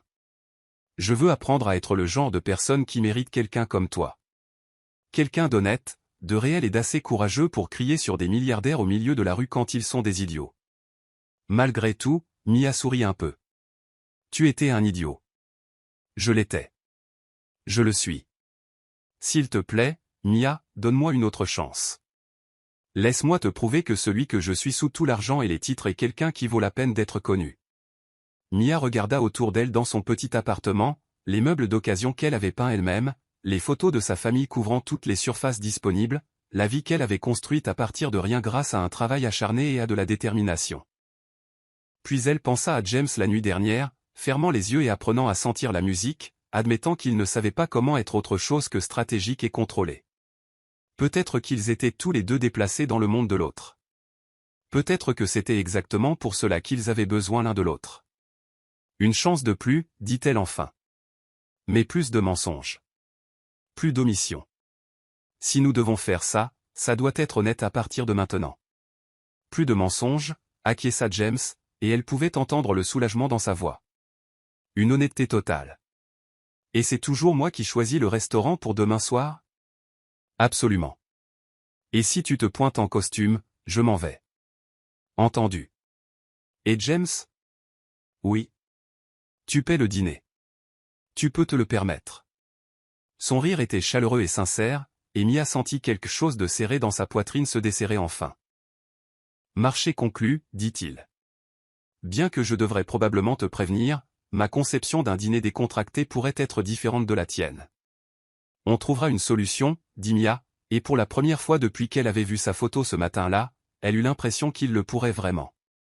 Le samedi soir ne pouvait pas arriver assez vite, et pourtant Mia se surprenait à le redouter de toutes ses fibres. Elle avait passé toute sa journée de congé, ce qui arrivait peut-être 2 fois par mois si elle avait de la chance, à passer en revue sa modeste garde-robe comme une possédée, essayant de trouver quelque chose d'approprié pour un dîner avec un milliardaire qui lui avait promis de la laisser choisir le restaurant. L'ironie ne lui échappait pas. Elle avait spécifiquement choisi Tony's Pizza sur Atlantic Avenue à Brooklyn, un endroit familial où elle allait depuis l'école d'infirmière, où Tony lui-même travaillait encore derrière le comptoir et se souvenait qu'elle aimait le fromage supplémentaire mais pas le pepperoni, où un dîner complet coûtait moins que ce que James dépensait probablement en café. C'était son territoire, sa zone de confort, sa façon de maintenir une apparence de contrôle dans une situation qui semblait de plus en plus surréaliste. Mais maintenant, debout devant son miroir de salle de bain dans son petit studio, elle remettait tout en question. Que portait-on pour présenter un milliardaire à la pizzeria du coin? Son plus beau jean semblait trop décontracté, mais sa seule bonne robe donnait l'impression qu'elle en faisait trop. Chaque option semblait crier soit « je ne suis pas assez bien pour ton monde », soit « j'essaie désespérément de m'intégrer dans ton monde ». Finalement, elle opta pour un jean foncé, des bottines et un pull vert tendre qui mettaient ses yeux en valeur, une tenue typiquement elle, confortable et confiante sans être tape à accent grave-l'œil. Si James Sterling ne pouvait pas l'apprécier exactement telle qu'elle était, alors tout cela était de toute façon voué à l'échec. Son téléphone vibra à 18h45 précise avec un texto, « Dehors, prends ton temps ». Mia regarda par la fenêtre de son 4e étage et sentit son estomac faire une pirouette compliquée. Il y avait James, appuyé contre ce qui ressemblait à une berline bleue foncée parfaitement ordinaire. Pas la Tesla, pas une voiture de sport exotique, juste une voiture normale qui aurait pu appartenir à n'importe qui. Il portait un jean et un pull gris anthracite, et si elle ne le savait pas, elle aurait pensé qu'il était exactement ce qu'il avait prétendu être à l'origine, un type normal qui travaillait dans l'immobilier. La vue de lui, habillé simplement, faisant clairement un effort pour s'intégrer dans son monde de la même manière qu'elle s'était inquiétée de s'intégrer dans le sien, fit quelque chose de dangereux à sa résolution de garder ses distances émotionnelles. Elle attrapa sa veste et descendit, son cœur battant plus vite à chaque pas. C'était ça, leur premier vrai rendez-vous, maintenant que toutes les cartes étaient sur la table. Plus de faux-semblants, plus d'omissions prudentes. Juste eux, essayant de savoir si ce qui avait étincelé entre eux dans ce studio de danse pouvait survivre à la dure lumière de la réalité. James se redressa quand il la vit sortir du bâtiment, et le sourire qui se répandit sur son visage était si sincère, si soulagé que Mia sentit une partie de sa nervosité s'apaiser. « Salut », dit-il, et il y avait quelque chose de presque timide dans sa voix qui lui rappelait l'homme qui avait fermé les yeux et appris à faire confiance à ses conseils sur la piste de danse. « Salut à toi », répondit-elle, le regardant de haut en bas avec une évaluation exagérée. « Tu te présentes bien pour un milliardaire, très normal. J'essayais d'être le gars avec qui tu pourrais vraiment vouloir dîner, plutôt que l'intimidant capitaine d'industrie. » Mission accomplie. Bien que je doive demander, est-ce ta voiture, ou l'as-tu empruntée à Marcus pour paraître plus accessible? James rit, et le son répandit une chaleur dans sa poitrine. C'est la mienne, en fait. Je l'ai achetée à l'université et je ne m'en suis jamais débarrassé. Parfois, j'aime bien me déplacer sans avoir l'impression de faire une déclaration. Un milliardaire avec un attachement sentimental à sa vieille Honda. Qui l'aurait cru? Il y a beaucoup de choses sur moi qui pourraient te surprendre, dit James, en lui ouvrant la portière passager avec une courtoisie à l'ancienne qui aurait dû paraître ringarde mais qui, d'une manière ou d'une autre, ne l'était pas. J'y compte bien, dit Mia en montant dans la voiture et en se sentant immédiatement plus à l'aise. L'intérieur était propre mais habité, avec un porte-gobelet taché de café et quelques pièces de monnaie dans la console centrale. Cela semblait réel d'une manière que sa Tesla ne l'avait pas été. Pendant qu'il traversait Brooklyn en direction d'Atlantic Avenue, Mia se surprenait à jeter des coups d'œil à James, essayant de réconcilier l'homme à côté d'elle avec le magnate des affaires dont elle avait lu les articles en ligne. Il conduisait prudemment mais avec confiance, fredonnant occasionnellement la station de rock classique à la radio, tapotant ses doigts contre le volant au feu rouge. Il avait l'air normal. Heureux, même. Je peux te poser une question, dit Mia alors qu'ils attendaient à un feu particulièrement long. Tout ce que tu veux. Hier, quand j'ai découvert qui tu étais vraiment, je suis peut-être un peu tombé dans un terrier de lapin sur Internet. Les mains de James se crispèrent légèrement sur le volant. J'imagine que ça a été instructif. C'est un mot pour ça. J'ai vu beaucoup de photos de toi à divers événements au fil des ans. Des galas de charité, des conférences d'affaires, des soirées mondaines. Et sur chacune d'entre elles, tu avais l'air de préférer être littéralement n'importe où ailleurs. Parce que j'aurais préféré, dit James sans hésitation. Ces événements sont du travail, pas du plaisir. Du réseautage. Construire des relations. Maintenir l'image de Sterling. Je souris pour les caméras, j'écris des chèques et je fais la conversation avec des gens qui veulent quelque chose de moi. Et puis je rentre chez moi dans mon pantouse vide et je me demande pourquoi je me sens si déconnecté de tout. Mais tu avais l'air heureux jeudi soir au studio de danse. James se tourna pour la regarder, ses yeux doux dans la lueur des lampadaires. Parce que j'étais heureux. Pour la première fois depuis plus longtemps que je ne m'en souvienne. Le feu passa au vert, mais aucun d'eux ne bougea pendant un moment, pris dans l'honnêteté de l'aveu. Alors, dit enfin Mia, ayant besoin de briser l'intensité avant de faire quelque chose de stupide comme tendre la main pour lui toucher le visage. Parle-moi de ce pantouse vide. À quel point est-il vide? Genre, pas de meubles ou juste pas d'âme? Les deux, dit James avec un rire plein de regret en traversant l'intersection. J'ai un décorateur qui vient périodiquement pour s'assurer que ça ressemble à quelque chose sorti d'Architectural Digest, mais je ne pourrais pas te dire la couleur des murs de ma propre chambre. Je pense qu'il pourrait être gris. Ou beige. Quelque chose de cher et de neutre. C'est la chose la plus triste que j'ai jamais entendue. Ça empire. Je ne pense pas avoir cuisiné un repas dans ma propre cuisine depuis que j'ai emménagé il y a 3 ans. Je ne suis même pas sûr que la cuisinière fonctionne. James Sterling, milliardaire et magnate de l'immobilier, ne sait pas si sa propre cuisinière fonctionne. S'il te plaît, dis-moi que tu as au moins de la nourriture dans ton réfrigérateur. Le champagne compte-t-il comme de la nourriture? Oh mon Dieu, tu es comme un beau robot riche qui a oublié comment être humain. Dur mais juste, admit James, bien que je préfère un bourreau de travail émotionnellement retardé avec des problèmes d'engagement et un appartement hors de prix. Malgré elle, Mia éclata de rire. Au moins, tu en es conscient. Des années de thérapie font ça. Tu vas en thérapie? Religieusement. Le docteur Patterson essaie de me convaincre de développer de véritables relations humaines depuis 5 ans. Elle va être si suffisante quand je lui parlerai de toi. Quand tu lui parleras de moi. Quand je lui dirai qu'une belle infirmière m'a crié dessus dans la rue et m'a accidentellement appris à ressentir autre chose que de la satisfaction professionnelle. Les joues de Mia s'échauffèrent, mais avant qu'elle ne puisse répondre, ils étaient arrivés à Tony's Pizza. Le petit restaurant était exactement comme elle l'avait laissé la dernière fois qu'elle y était allée il y a 2 semaines. Des banquettes en vinyle rouge qui avaient connu de meilleures décennies, des nappes à carreaux propres mais usées, et l'odeur enivrante d'ail et de fromage fondu qui lui faisait saliver depuis l'université. James se gara dans la rue et regarda la modeste devanture avec un intérêt sincère plutôt que l'horreur qu'elle avait à moitié attendue. « C'est parfait, dit-il, et il avait l'air de le penser. « Vraiment? Parce qu'on peut aller ailleurs si tu veux. Quelque part de plus. À ton niveau. Mia. » James se tourna sur son siège pour lui faire face. « Je t'ai demandé de me donner une autre chance de te prouver que je suis quelqu'un qui vaut la peine d'être connu. Quelqu'un qui apprécie ce qui est réel, honnête et bon. Ça, il fit un geste vers le restaurant. Ça, c'est réel. C'est toi qui partages quelque chose qui compte pour toi avec moi. Il n'y a aucun autre endroit où je préférerais être. » La sincérité dans sa voix lui serra la poitrine d'une émotion qu'elle n'était pas prête à nommer. « D'accord alors, dit-elle en détachant sa ceinture de sécurité. Mais je te préviens, Tony va te poser 1 million de questions, et sa femme Rosa va essayer de te donner à manger pour une petite armée. Ils sont très protecteurs avec moi. Pourquoi? Parce que tu es comme de la famille pour eux.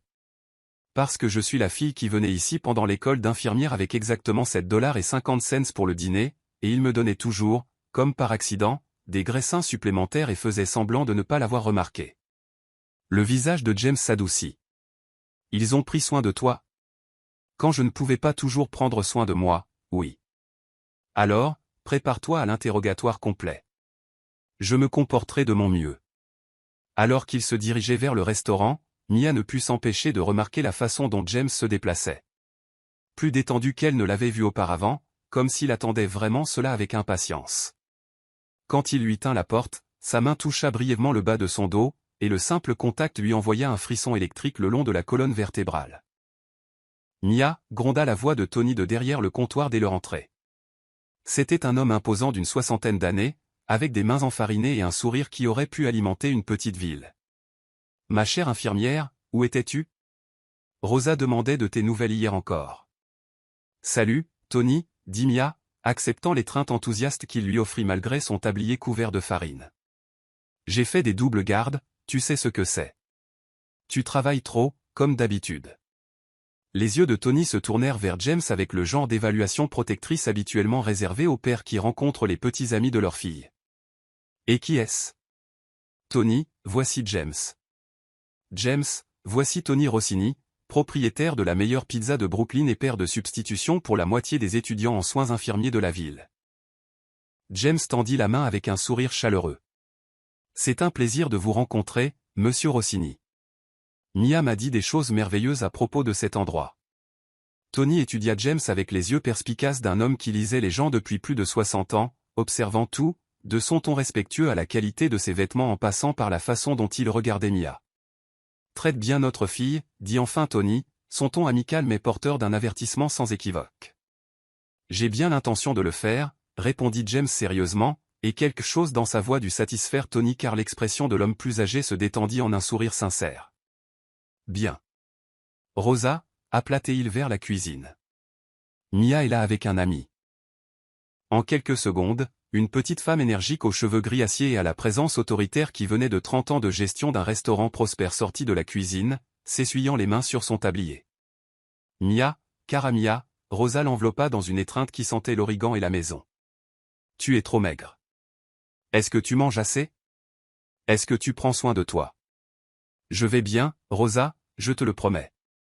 L'attention de Rosa se tourna vers James avec la concentration laser d'une femme qui évaluait depuis des années les prétendants potentiels de sa fille d'honneur. Et vous êtes? James Sterling, madame. C'est un honneur de vous rencontrer. Sterling?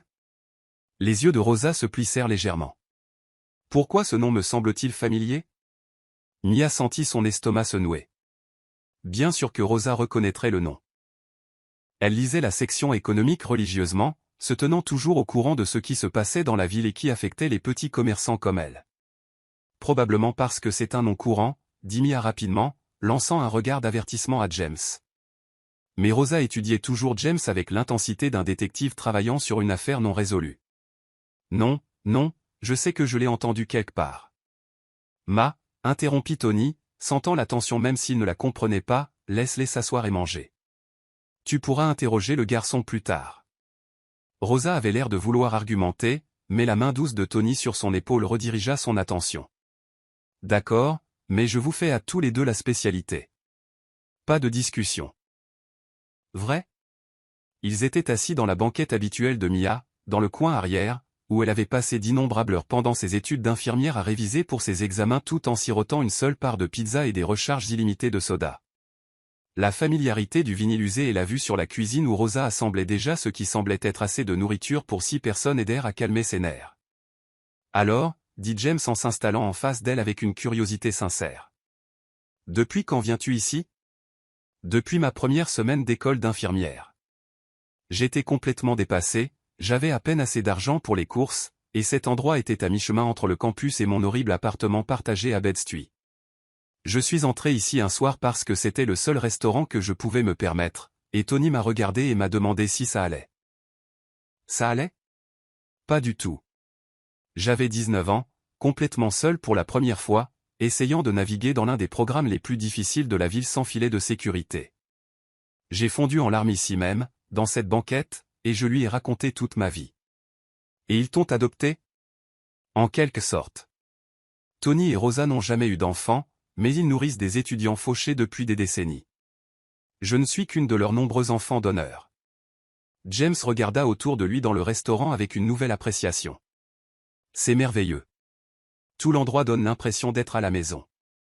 C'est exactement ça. Rosa va te poser des questions sur ta famille, ton travail, tes intentions envers moi et si tu vas régulièrement à l'église. Tony voudra savoir si tu sais bricoler et si tu as déjà travaillé de tes mains. Attention. Que dois-je leur dire? La vérité? Eh bien, peut-être pas toute la vérité sur le fait d'être milliardaire. Rosa va faire une crise cardiaque, et Tony va commencer à te facturer le triple. Mais parle-leur de toi. Du vrai toi, pas de la version PDG. James hocha la tête, puis hésita. Et si le vrai moi n'est pas assez intéressant? La vulnérabilité dans sa question prit Mia au dépourvu. Voilà un homme qui commandait des salles de conseil et construisait des empires, inquiet de ne pas être digne d'être connu sans ses réalisations professionnelles. James, dit-elle doucement, le vrai toi a appris à danser la salsa juste pour me revoir. Le vrai toi a admis qu'il ne savait pas comment ressentir la musique et m'a ensuite laissé t'apprendre. Le vrai toi a conduit une Honda à travers Brooklyn au lieu d'une Tesla parce que tu voulais que je sois à l'aise. Crois-moi, cette personne est plus qu'intéressante. Avant que James ne puisse répondre, Rosa apparut à leur table avec des assiettes empilées à une hauteur impossible de nourriture pizza, antipasti, pain à l'ail et pâtes qu'elle n'avait certainement pas commandées. Rosa, c'est trop de nourriture, protesta Mia. N'importe quoi. Tu as besoin de manger et ton ami ici a l'air d'avoir besoin d'être bien nourri aussi. Rosa se glissa dans la banquette à côté de Mia avec l'assurance de quelqu'un qui n'avait jamais rencontré un étranger. Alors, James, que faites-vous dans la vie? Je suis dans le développement immobilier, dit James, ce qui était techniquement vrai. Bon travail, stable. Gagnez-vous assez pour prendre soin d'une famille? Rosa, avertit Mia, mais la femme plus âgée lui fit signe de la main. Ce sont des questions importantes, Cara. Une femme a besoin de savoir ces choses. Oui, madame. Je gagne assez bien, dit James avec une admirable diplomatie. Et votre famille, d'où viennent-ils? Mes parents sont décédés il y a plusieurs années. Maintenant, c'est juste moi. L'expression de Rosa s'adoucit immédiatement. Oh, bambino, je suis si désolé. C'est trop jeune pour perdre ses parents. C'était difficile, admit James. Ils ont eu un accident de voiture quand j'avais 25 ans. Je venais de reprendre l'entreprise familiale et soudain, j'étais complètement seul. Le cœur de Mia se serra. Elle savait que ses parents étaient partis. Cela avait été mentionné dans les articles qu'elle avait lus. Mais elle n'avait pas vraiment réfléchi à ce que cela signifiait. Il avait été plus jeune qu'elle ne l'était maintenant quand il avait perdu ses deux parents et hérité de l'énorme responsabilité de Sterling Enterprises. « Vous n'avez pas d'autre famille ?» demanda Rosa, ses instincts maternels clairement activés. « Quelques cousins éloignés que je vois pendant les vacances, des associés qui sont devenus des amis au fil des ans. Mais non, pas de vraie famille. » « Ah, eh bien, maintenant vous en avez une, » déclara Rosa avec le genre de finalité qui n'admettait aucune discussion. « Tout ami de Mia est ici de la famille. Vous revenez quand vous voulez, vous comprenez? Tony et moi, nous nous occupons des nôtres. » James semblait sincèrement touché par l'offre. « Merci. Cela signifie plus que vous ne le savez. » Pendant qu'il mangeait et Rosa avait raison, la nourriture était incroyable, Mia observait James charmer ses parents de substitution avec la même chaleur sincère qu'il lui avait montrée sur la piste de danse. Il interrogea Tony sur l'histoire du restaurant, écouta avec un réel intérêt les histoires de Rosa sur les changements du quartier au fil des ans, et complimenta la nourriture avec l'enthousiasme de quelqu'un qui appréciait vraiment la bonne cuisine. Mais plus que ça, il semblait détendu. Le contrôle prudent qu'elle avait remarqué sur toutes ses photos d'affaires avait disparu, remplacé par quelque chose de plus doux et de plus naturel. Quand Rosa le taquina sur le fait qu'il était trop maigre, il rit au lieu de faire un sourire poli. Quand Tony lui a demandé s'il avait déjà fait de la pizza à partir de rien, il a admis qu'il aurait probablement incendié la cuisine mais qu'il adorerait apprendre. « Tu sais, » dit Rosa en remplissant leur verre pour la 3e fois, « Mia n'amène jamais personne ici. » Rosa, prévint Mia, sentant ses joues s'échauffer. « Quoi? C'est vrai? Pendant toutes les années que je t'ai connu, tu n'as jamais amené un homme pour nous le présenter. » Parce que la plupart des hommes ne valent pas la peine d'être rencontrés, marmonna Mia dans son soda. Mais celui-ci est différent, continua Rosa en étudiant James avec approbation. Celui-ci, il te regarde comme si tu étais quelque chose de précieux. D'accord, ça suffit les histoires embarrassantes pour une nuit, dit Mia rapidement. Mais elle ne pouvait ignorer la façon dont les yeux de James s'étaient adoucis aux mots de Rosa. Je devrais prendre l'addition, dit James en cherchant son portefeuille. Absolument pas, cria Tony de derrière le comptoir. Première fois que vous mangez la cuisine de Rosa? C'est gratuit, c'est la tradition. Monsieur Rossini, j'insiste. Moi aussi, dit Tony avec un sourire. Mais revenez la semaine prochaine, alors on parlera d'argent.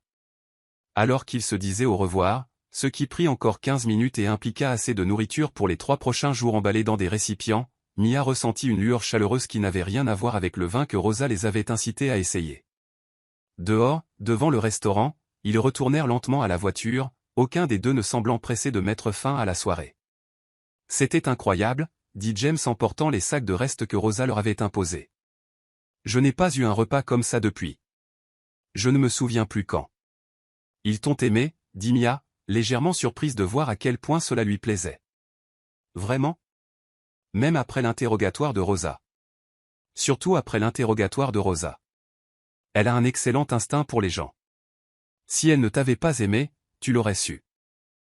Ils avaient atteint la voiture, mais aucun d'eux ne fit un mouvement pour y entrer. La soirée d'octobre était fraîche mais pas froide, et la rue était calme, à l'exception du bruit lointain de la circulation sur la BQE. Mia, dit James soudainement, posant les sacs de nourriture sur le capot de la voiture et se tournant pour lui faire face. Je dois te dire quelque chose. La gravité dans son ton fit battre son estomac de nervosité. D'accord. Ce soir a été la meilleure soirée que j'ai eue depuis des années, peut-être même de ma vie. Être assis dans cette banquette, manger une nourriture incroyable, écouter Rosa raconter des histoires sur le quartier, regarder Tony expliquer la bonne façon de plier une part de pizza. Cela semblait plus réel que tout ce que j'ai ressenti dans ma vie depuis longtemps. Mais, incita Mia, sentant qu'il y avait plus, mais je sais aussi que ce que nous faisons ici est compliqué. Je sais que mon monde et ton monde sont très différents, et je sais que le fait que je sois qui je suis rend tout plus difficile. Le cœur de Mia se serra. Et voilà. La douce déception. L'explication de pourquoi cela ne pourrait jamais fonctionner. Le retour à la réalité. Le fait est, continua James en s'approchant d'elle, que je me fiche que ce soit compliqué. Je me fiche que nos mondes soient différents. Tu m'importes. J'aime la façon dont tu me fais rire, et la façon dont tu me défies, et la façon dont tu me vois comme juste James au lieu de James Sterling, le milliardaire. James. Laisse-moi finir, s'il te plaît. Ses mains se levèrent pour encadrer doucement son visage, ses pouces caressant ses pommettes. Je sais que j'ai merdé en ne te disant pas qui j'étais dès le début. Je sais que le fait que j'ai de l'argent te met mal à l'aise, et je comprends pourquoi. Mais, Mia, j'ai passé toute ma vie d'adulte entouré de gens qui veulent quelque chose de moi, et tu es la première personne que j'ai rencontrée qui veut juste moi. Le souffle de Mia se coupa. Comment sais-tu ça? Parce que tu m'as crié dessus dans la rue alors que tu pensais que je n'étais personne de spécial. Parce que tu m'as fait travailler pour gagner ton attention au studio de danse. Parce que tu as choisi ce restaurant, ce parfait, merveilleux restaurant, au lieu d'essayer de m'impressionner avec un endroit cher. Parce que tu es là, en ce moment, même si sortir avec moi va compliquer ta vie d'une manière que tu n'as probablement même pas encore imaginée. Ça va compliquer les choses, dit Mia doucement, bien qu'elle ne fit aucun mouvement pour s'éloigner de son contact. Je sais. Et je te demande de le laisser être compliqué. Je te demande de prendre une chance sur quelque chose qui pourrait être désordonné et difficile, et complètement valable. Mia leva les yeux vers lui, ses magnifiques yeux couleur whisky qui hantaient ses rêves, et y vit de l'honnêteté. Vulnérabilité. Espoir. Une condition, dit-elle enfin. Tout ce que tu veux. La prochaine fois, tu apprendras à faire de la pizza à partir de rien.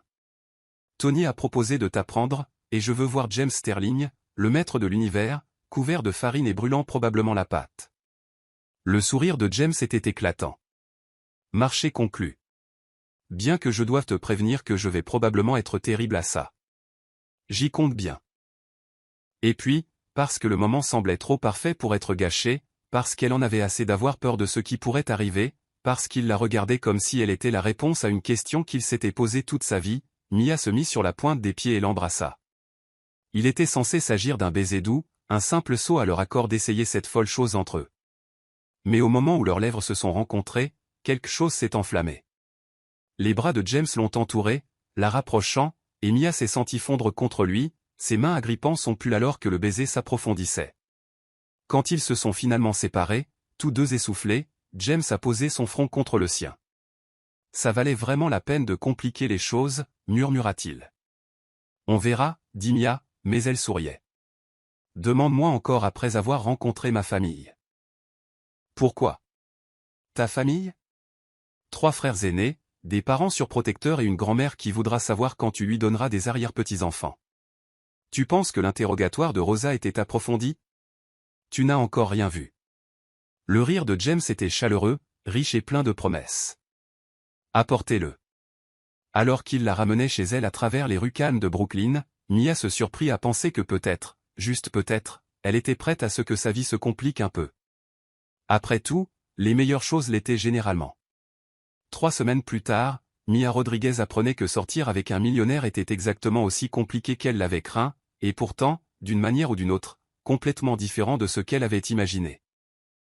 Les complications n'étaient pas les plus évidentes, les photos de paparazzi qui avaient commencé à apparaître après leur 3e rendez-vous public, ou la façon dont ses collègues la regardaient maintenant comme si elle avait gagné une sorte de loterie, ou même l'expérience surréaliste d'avoir un chauffeur qui la prenait pour aller travailler quand James s'inquiétait qu'elle prenne le métro tard le soir. Non, les vraies complications étaient beaucoup plus personnelles et infiniment plus difficiles. Comme la fois où James s'était présenté à l'hôpital à 2 heures du matin le mardi précédent avec du café et des sandwichs pour toute son équipe parce qu'il avait lu un article sur la surcharge de travail des professionnels de la santé et qu'il voulait faire quelque chose de petit pour aider. Ou comment il avait passé son samedi après-midi à apprendre à changer l'huile de sa Honda parce que Mia avait mentionné que son père lui avait appris l'entretien de base des voitures, et qu'il voulait pouvoir avoir cette conversation avec sa famille quand il les rencontrerait. Ou comment il l'avait regardée la veille au soir alors qu'elle pleurait la perte d'une patiente. Une fillette de 7 ans qui était arrivée avec ce qui aurait dû être une affection traitable mais qui avait eu des complications que personne n'aurait pu prédire, et il n'avait pas essayé de réparer, de minimiser ou de la distraire avec des gestes coûteux. Il l'avait juste tenue pendant qu'elle sanglotait et lui avait dit qu'elle était courageuse, et que la fillette avait eu de la chance de l'avoir à ses côtés dans ses derniers moments. Cet homme rendait impossible toute distance émotionnelle, et Mia découvrait que tomber amoureuse de quelqu'un dont la vie était constamment sous les feux des projecteurs était terrifiant d'une manière qu'elle n'avait jamais imaginée. Elle pensait à tout cela alors qu'elle était assise sur le siège passager de la Honda de James. Il conduisait plus souvent lui-même ces derniers temps, affirmant qu'il appréciait la normalité, en route pour ce qu'il avait promis être un simple après-midi ensemble. Étant donné que leur précédent rendez-vous, simple, avait inclus une projection privée de son film préféré, il avait loué un cinéma entier, et un dîner décontracté qui s'est avéré être dans un restaurant où le chef est personnellement sorti pour discuter de leurs préférences culinaires, Mia était légèrement sceptique. « D'accord, je mords », dit-elle alors qu'il traversait le Queens en direction de ce qui ressemblait à une zone industrielle qu'elle n'avait jamais vue auparavant. « Où allons-nous exactement ? » « Parce que ça ne ressemble pas à ton quartier habituel. » « Ce n'est pas le cas, dit James, et il y avait quelque chose de presque nerveux dans sa voix qui attira immédiatement son attention. « En fait, je voulais te montrer quelque chose que je n'ai jamais montré à personne d'autre. » « Mouach, devrais-je m'inquiéter ? M'emmènes-tu à un club de combat de milliardaires ? Un repère secret où tu complotes la domination du monde ? » Rien d'aussi dramatique, dit James en riant, mais Mia pouvait dire qu'il était vraiment anxieux à propos de ce que c'était. « C'est juste important pour moi, et je veux que ce soit important pour toi aussi. » Ça ? Ils s'arrêtèrent devant ce qui ressemblait à un entrepôt reconverti, le genre de bâtiment qui avait probablement abrité une usine il y a des décennies, mais qui avait été transformé en quelque chose de complètement différent. L'enseigne à l'extérieur était simple et discrète. Sterling Community Development Center. Mia sentit ses sourcils se lever. « C'est à toi ? » En quelque sorte. « Viens, je te montre. » Alors qu'il se dirigeait vers l'entrée, la main de James trouva la sienne, et elle put sentir le léger tremblement dans ses doigts qui lui disait que c'était vraiment important pour lui. « James, qu'est-ce que c'est que cet endroit ? » « C'est quelque chose que j'ai commencé il y a environ 5 ans, dit-il en utilisant une carte clé pour ouvrir la porte d'entrée. Après la mort de mes parents, j'ai tout hérité: l'entreprise, l'argent, les propriétés, mais j'ai aussi hérité de leur fondation, et je me suis rendu compte que je n'avais aucune idée de ce qu'elle accomplissait réellement. J'écrivais des chèques à des œuvres de charité parce que c'est ce que Sterling Enterprises avait toujours fait, mais je ne savais pas si cela faisait une réelle différence. Ils entrèrent dans un hall lumineux et aéré où des œuvres d'art d'enfants couvraient les murs, et le son de rire résonnait de quelque part plus profondément dans le bâtiment. Alors j'ai décidé d'essayer quelque chose de différent, quelque chose de pratique. En traversant le centre, Mia commença à comprendre l'ampleur de ce que James avait créé. Il y avait un laboratoire informatique entièrement équipé où des adolescents travaillaient sur des projets de codage, une cuisine commerciale où se déroulait un programme d'art culinaire, une garderie où les parents qui travaillaient pouvaient laisser leurs enfants pendant qu'ils suivaient des cours de jet ou des programmes de formation professionnelle. « C'est incroyable, » souffla Mia, en regardant un groupe d'enfants qui ne devaient pas avoir plus de 10 ans travailler ensemble à la construction de ce qui ressemblait à un robot. « Combien de personnes cela dessert-il ? » Environ 300 familles dans les environs immédiats, dit James, et il y avait de la fierté dans sa voix, mais aussi quelque chose de plus profond, une satisfaction que Mia n'avait jamais entendue lorsqu'il parlait de ses réalisations professionnelles. Nous offrons tout, de l'alphabétisation de base et des compétences informatiques à la formation technique avancée, des services complets de garde d'enfants, des conseils en santé mentale, même une petite clinique médicale. Une clinique médicale ? C'est en fait pour ça que je voulais t'amener ici aujourd'hui. Une guerre ? James la guida vers un couloir qu'elle n'avait pas remarqué auparavant.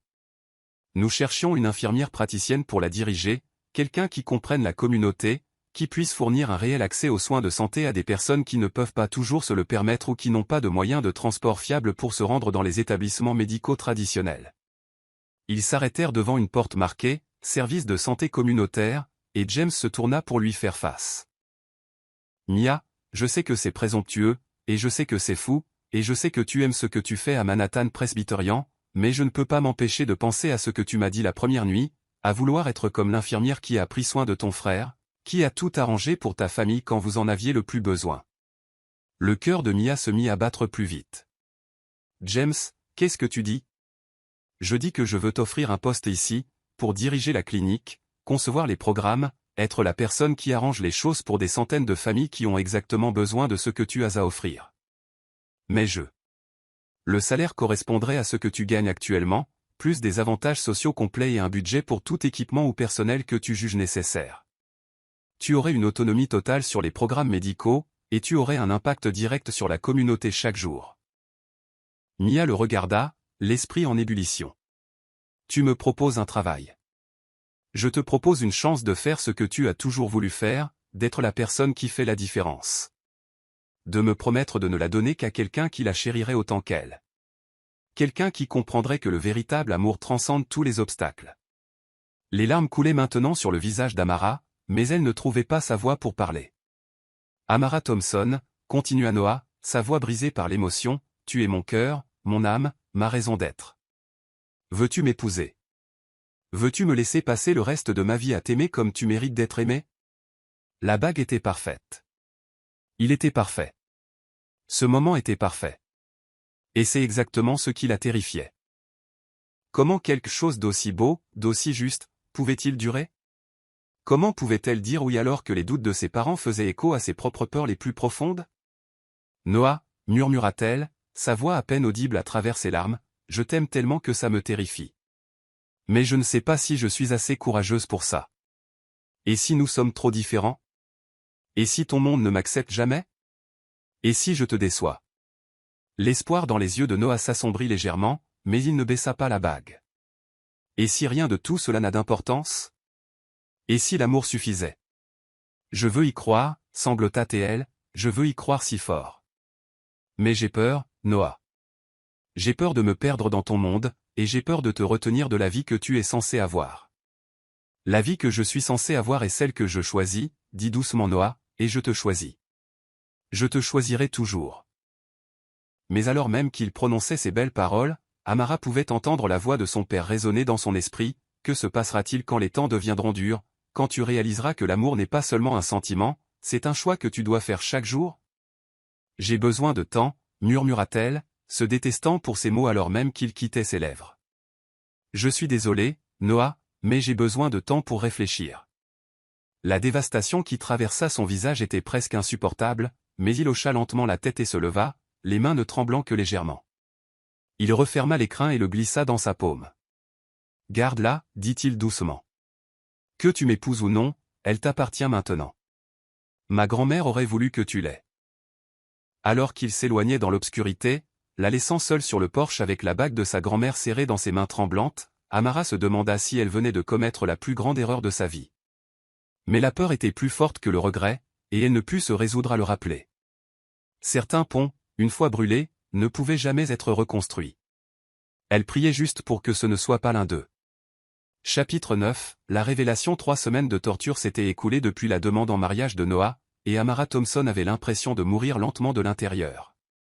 Elle portait constamment la bague en émeraude de sa grand-mère dans sa poche, son poids servant de rappel perpétuel à l'amour qu'elle avait trop peur d'embrasser. Ses parents marchaient sur des œufs autour d'elle, et les soupirs déçus de sa mère devenaient de plus en plus difficiles à supporter à chaque jour qui passait. Le pire, c'était le silence. Noah avait respecté sa demande d'espace avec la même rigueur dévastatrice qu'il apportait à tout le reste. Pas d'appel, pas de message, pas de rencontre surprise dans leurs anciens repères. C'était comme s'il avait complètement disparu de sa vie, emportant avec lui toute la lumière et la chaleur. Elle était assise dans son atelier improvisé, fixant une toile blanche qu'elle n'avait pas pu toucher depuis des jours, lorsque la sonnette retentit avec une urgence qui fit sursauter son cœur. Ses parents n'étaient pas à la maison, ils étaient partis rendre visite à sa tante pour le week-end, alors elle se dirigea à contre-cœur vers la porte d'entrée. La dernière personne qu'elle s'attendait à voir était Ethan Carter. Il se tenait sur son seuil, ressemblant à une ombre de ce qu'il était. Ses vêtements coûteux étaient froissés et mal ajustés, ses cheveux en désordre, et il y avait un regard désespéré et hanté dans ses yeux qui la fit reculer instinctivement.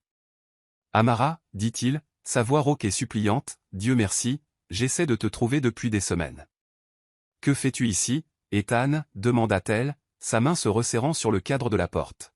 « Comment m'as-tu trouvé ?»« Je n'ai jamais cessé de t'aimer, dit-il, les mots sortant en un flot précipité. Je sais que j'ai fait des erreurs terribles, impardonnables, mais j'ai changé. J'ai tout perdu, Amara, mon entreprise, ma réputation, mon amour-propre. Tu es tout ce qu'il me reste. Amara sentit un frisson parcourir son échine. Ce n'était pas l'homme lisse et confiant qu'il avait autrefois séduite. C'était quelqu'un de brisé et de dangereux, quelqu'un qui n'avait plus rien à perdre. Tu dois partir, dit-elle fermement, commençant à fermer la porte. Nous n'avons rien à nous dire. La main d'Ethan jaillit, appuyant contre la porte pour l'empêcher de la fermer. S'il te plaît, écoute-moi. 5 minutes, c'est tout ce que je demande. J'ai dit non, Ethan. Lâche la porte. Mais au lieu d'obéir, il poussa plus fort, se frayant un chemin dans la maison de ses parents. Tu ne comprends pas. Ce salaud de Bennett, il t'a utilisé. Il a joué un jeu malsain, te faisant croire qu'il tenait à toi alors que tout ce qu'il veut, c'est ajouter une autre conquête à sa collection. Sors, dit Amara, reculant vers la cuisine où elle pourrait atteindre le téléphone. Sors de chez moi tout de suite, ou j'appelle la police. Il a acheté tes tableaux, Amara, cria Ethan, son sang-froid finissant par craquer complètement. Tous. C'est le collectionneur anonyme qui a jeté de l'argent sur ton art. Tout ça n'a été qu'un mensonge, une mise en scène élaborée pour te faire sentir spécial, pour te faire croire que tu valais quelque chose. Les mots la frappèrent comme des coups physiques, chacun conçu pour trouver et déchirer ses insécurités les plus profondes. Tu mens. Est-ce que je mens? Ethan rit amèrement, sortant son téléphone. J'ai engagé un détective privé pour enquêter sur ses finances. Bennett Industries a injecté de l'argent dans des galeries, des marchands d'art, et même la société de prêt hypothécaire de tes parents. Il a contrôlé toute ta vie depuis les coulisses, tirant les ficelles comme si tu étais sa marionnette personnelle. Il lui tendit le téléphone, lui montrant des relevés financiers et des virements bancaires qui lui retournèrent l'estomac.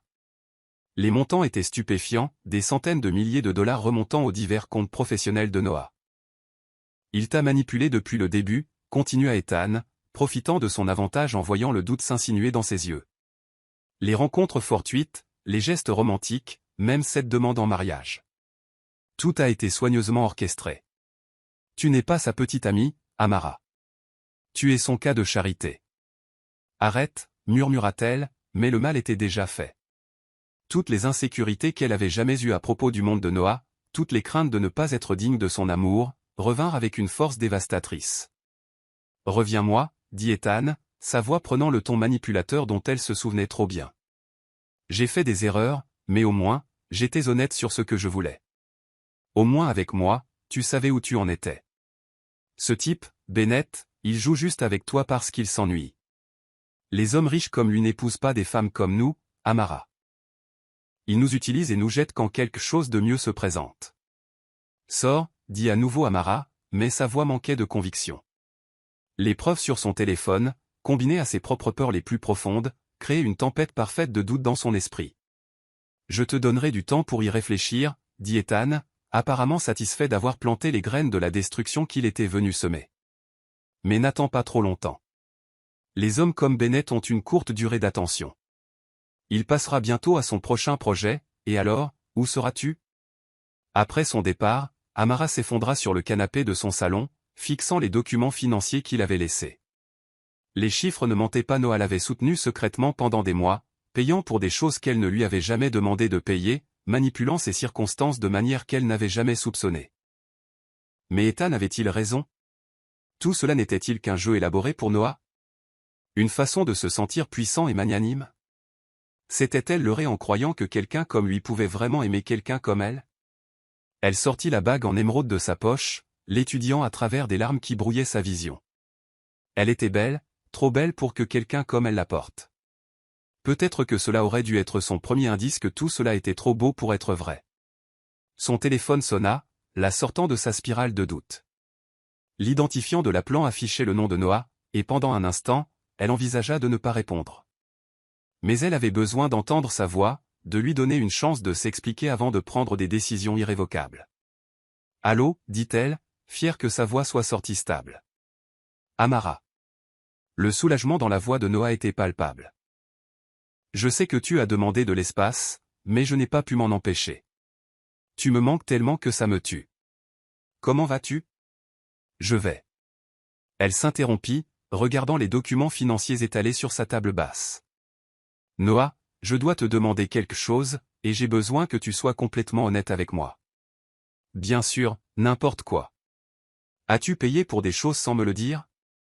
Mes ventes d'art, l'hypothèque de mes parents, d'autres dépenses? Le silence à l'autre bout de la ligne s'éternisa si longtemps qu'elle crut que l'appel avait été coupé. Quand Noah parla enfin, sa voix était calme et prudente. Oui, dit-il simplement. L'aveu la frappa comme un coup physique, même si elle s'y attendait. Pourquoi? Parce que je t'aime, dit Noah, sa voix rauque d'émotion. Parce que je voulais prendre soin de toi, m'assurer que tu n'aies jamais à t'inquiéter pour l'argent pendant que tu guérissais. Parce que je pouvais me permettre d'aider et ça me tuait de penser que tu luttais alors que j'avais le pouvoir de régler ça. Alors Ethan avait raison, dit Amara, sa voix à peine plus qu'un murmure. Tout ça, c'était juste toi essayant de me sauver. Je suis juste ton cas de charité, ton projet personnel. Quoi? Non. La voix de Noah était vive d'inquiétude. Amara, ce n'est pas. Qui t'a dit ça? C'était Ethan? Est-ce qu'il t'a contacté? Le fait qu'il soupçonne immédiatement Ethan aurait dû être révélateur, mais Amara était trop blessée pour voir clair. Peu importe qui me l'a dit. Ce qui compte, c'est que c'est vrai. Tu as contrôlé ma vie, manipulé mes circonstances pour me rendre dépendante de toi. Ce n'est pas ce que je faisais, dit désespérément Noah. J'essayais d'aider, de te soutenir pendant que tu retrouvais tes marques. Je n'ai jamais voulu que tu sois dépendante. Je voulais que tu sois libre de me choisir parce que tu le voulais, pas parce que tu en avais besoin. Mais je ne peux pas te choisir librement si je ne sais même pas ce qui est réel. S'écria Amara, son sang-froid soigneusement gardé finissant par craquer. Quelle part de notre relation a été authentique et quelle part a été orchestrée par ton argent et ton influence? Tout entre nous a été réel, dit férocement Noah. Mes sentiments, tes sentiments, chaque moment que nous avons partagé. Rien de tout cela n'a été acheté ou manipulé. L'argent, c'était juste. C'était juste moi essayant de balayer les obstacles pour que nous puissions nous concentrer sur ce qui comptait. Ce qui comptait pour toi, corrigea amèrement Amara. Tu as décidé de ce dont j'avais besoin, de ce qui était le mieux pour moi, sans jamais me demander ce que je voulais.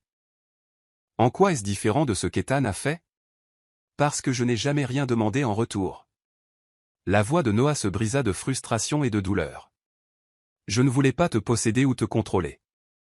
Je voulais t'aimer librement, sans que les complications du stress financier ou des soucis pratiques ne s'interposent. Mais ce n'était pas à toi de faire ce choix, dit Amara, les larmes coulant sur son visage. Ne vois-tu pas? En m'ôtant mon autonomie, en prenant des décisions sur ma vie à mon insu ou sans mon consentement, tu m'as traité exactement comme Ethan l'a fait. Comme quelque chose à gérer plutôt que quelqu'un en qui avoir confiance. Le silence qui suivit fut assourdissant. Quand Noah parla enfin, sa voix était brisée et défaite. Je suis désolé, murmura-t-il. Je n'ai jamais voulu te blesser. Je pensais te protéger, mais je vois maintenant que j'essayais juste. J'essayais de tout arranger parce que je ne pouvais pas supporter l'idée de te perdre. Mais tu m'as perdu, dit doucement Amara. Au moment où tu as décidé que je ne pouvais pas gérer ma propre vie, tu m'as perdu. Elle raccrocha le téléphone et s'assit dans le silence de la maison de ses parents, entourée des preuves de la tromperie de Noah et de ses propres rêves brisés. Dehors, un orage se préparait, et elle pouvait entendre les premières gouttes de pluie commencer à tomber contre les fenêtres. Pour la première fois depuis cette horrible nuit à l'hôtel, Amara se sentit vraiment seule.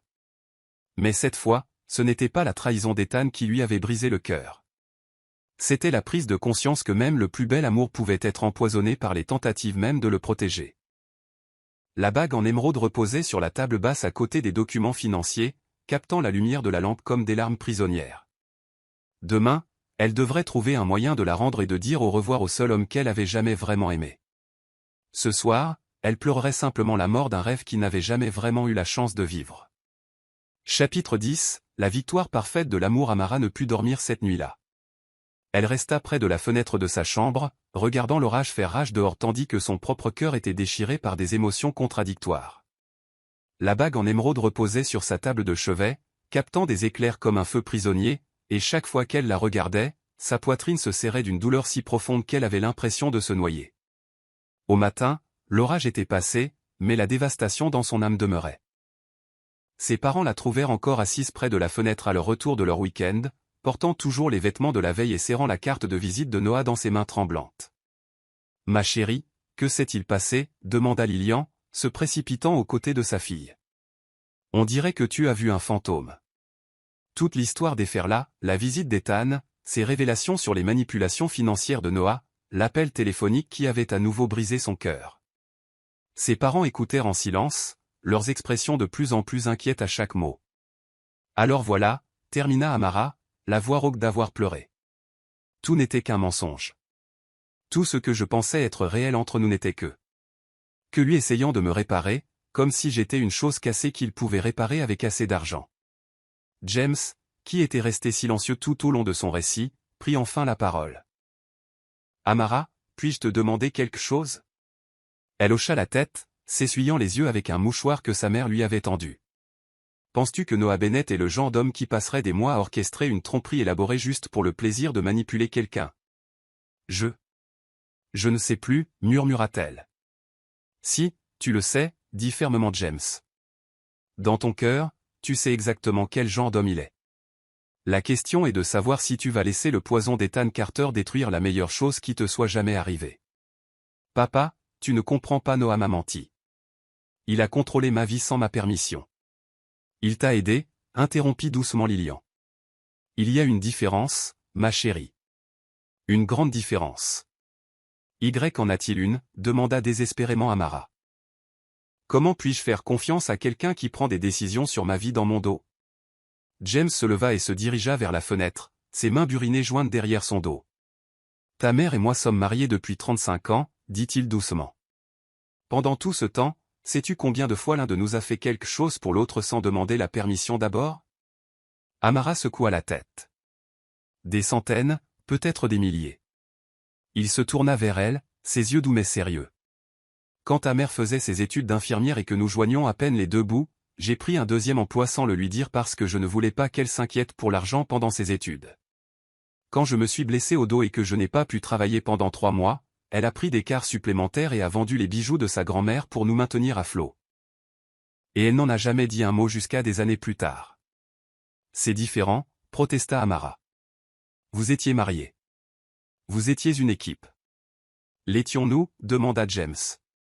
Ou étions-nous simplement 2 personnes qui s'aimaient tellement que nous aurions tout fait pour nous protéger l'un l'autre, même si cela signifiait prendre des décisions que l'autre n'approuverait peut-être pas.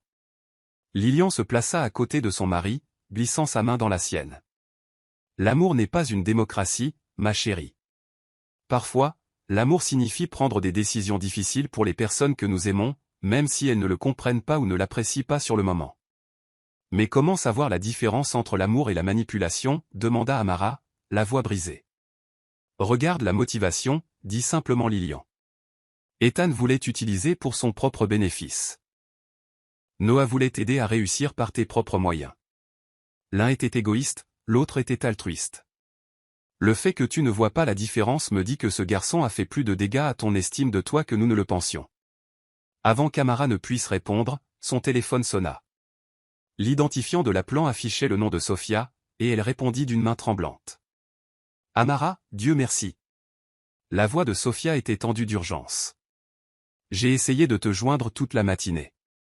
Il s'est passé quelque chose. Que veux-tu dire ? C'est Noah. Il est à l'hôpital. Le monde bascula violemment autour d'Amara. Quoi ? Que s'est-il passé ? Accident de voiture, hier soir, pendant l'orage. Il est en vie, mais c'est grave. Il n'a cessé de te demander, Amara. Les médecins disent qu'il répète ton nom sans arrêt. Le téléphone glissa des doigts engourdis d'Amara, tombant sur le sol avec un bruit sec. Les voix de ses parents semblaient venir de très loin alors qu'ils demandaient ce qui n'allait pas, ce qui s'était passé. Mais tout ce à quoi elle pouvait penser, c'était Noah, allongé dans un lit d'hôpital, blessé et seul, appelant son nom. « Je dois aller le voir », murmura-t-elle, la prise de conscience la frappant comme un éclair. « Oh mon Dieu, et s'il meurt en pensant que je le déteste ? Et si je n'ai jamais la chance de lui dire ?»« De lui dire quoi, ma chérie ?» demanda doucement Lilian. « Que je l'aime, » sanglota Amara. « Que je l'aime plus que ma peur, plus que ma fierté, plus que mon besoin d'avoir raison. qu'il est la meilleure chose qui me soit jamais arrivée et que j'ai été trop stupide et effrayé pour le voir. 20 minutes plus tard, Amara courait dans les couloirs de l'hôpital presbytérien de Dallas, portant toujours les vêtements de la veille, la bague de fiançailles de Noah serrée dans son poing. Sophia la rejoignit à l'ascenseur, son apparence habituellement impeccable en désordre à cause de l'inquiétude. « Il est stable », dit rapidement Sophia, voyant la panique dans les yeux d'Amara. Mais il a une commotion cérébrale et quelques côtes cassées. Les médecins disent qu'il a été entre conscience et inconscience. Je peux le voir ? Chambre 314. Mais, Amara. Sophia attrapa son bras alors qu'elle commençait à monter les escaliers. Sa famille est là. Son oncle, des cousins, des associés. Ils ont posé des questions sur qui tu es. Les pas d'Amara faiblirent. Quel genre de questions ? Le genre qui montre clairement qu'il ne pense pas que tu as ta place dans sa vie, dit crûment Sophia. Mais Noah s'est battu contre eux. Chaque fois qu'il est conscient, il a dit à son oncle que s'il ne pouvait pas t'accepter, ils n'étaient pas les bienvenus dans sa chambre. Quelque chose de féroce et de protecteur monta dans la poitrine d'Amara. Noah se battait pour elle, pour eux, même allongé et brisé dans un lit d'hôpital. Le moins qu'elle puisse faire était de se battre en retour. La chambre 314 était bondée de gens bien habillés qui se tournèrent tous pour la regarder lorsqu'elle apparut à la porte. Elle les ignora complètement, ses yeux allant directement à l'homme allongé, pâle et immobile, dans le lit d'hôpital.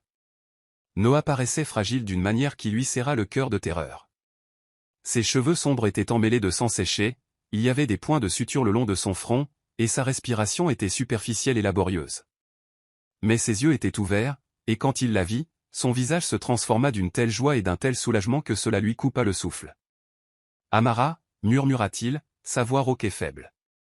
Tu es venue. » Elle traversa la pièce jusqu'à son chevet sans reconnaître personne d'autre dans la pièce, prenant sa main entre les siennes. Sa peau était froide et ses doigts étaient enveloppés de bandages, mais sa prise était étonnamment forte. « Bien sûr que je suis venue, dit-elle, les larmes coulant sur son visage. Pensais-tu vraiment que je ne viendrais pas ? Je pensais qu'après hier. Je pensais que tu me détesterais peut-être. Je ne pourrais jamais te détester, murmura-t-elle, se penchant pour presser son front contre le sien. J'étais blessée, effrayée et confuse, mais je ne pourrais jamais te détester. Excusez-moi, interrompit une voix froide derrière elle, mais qui êtes-vous exactement ?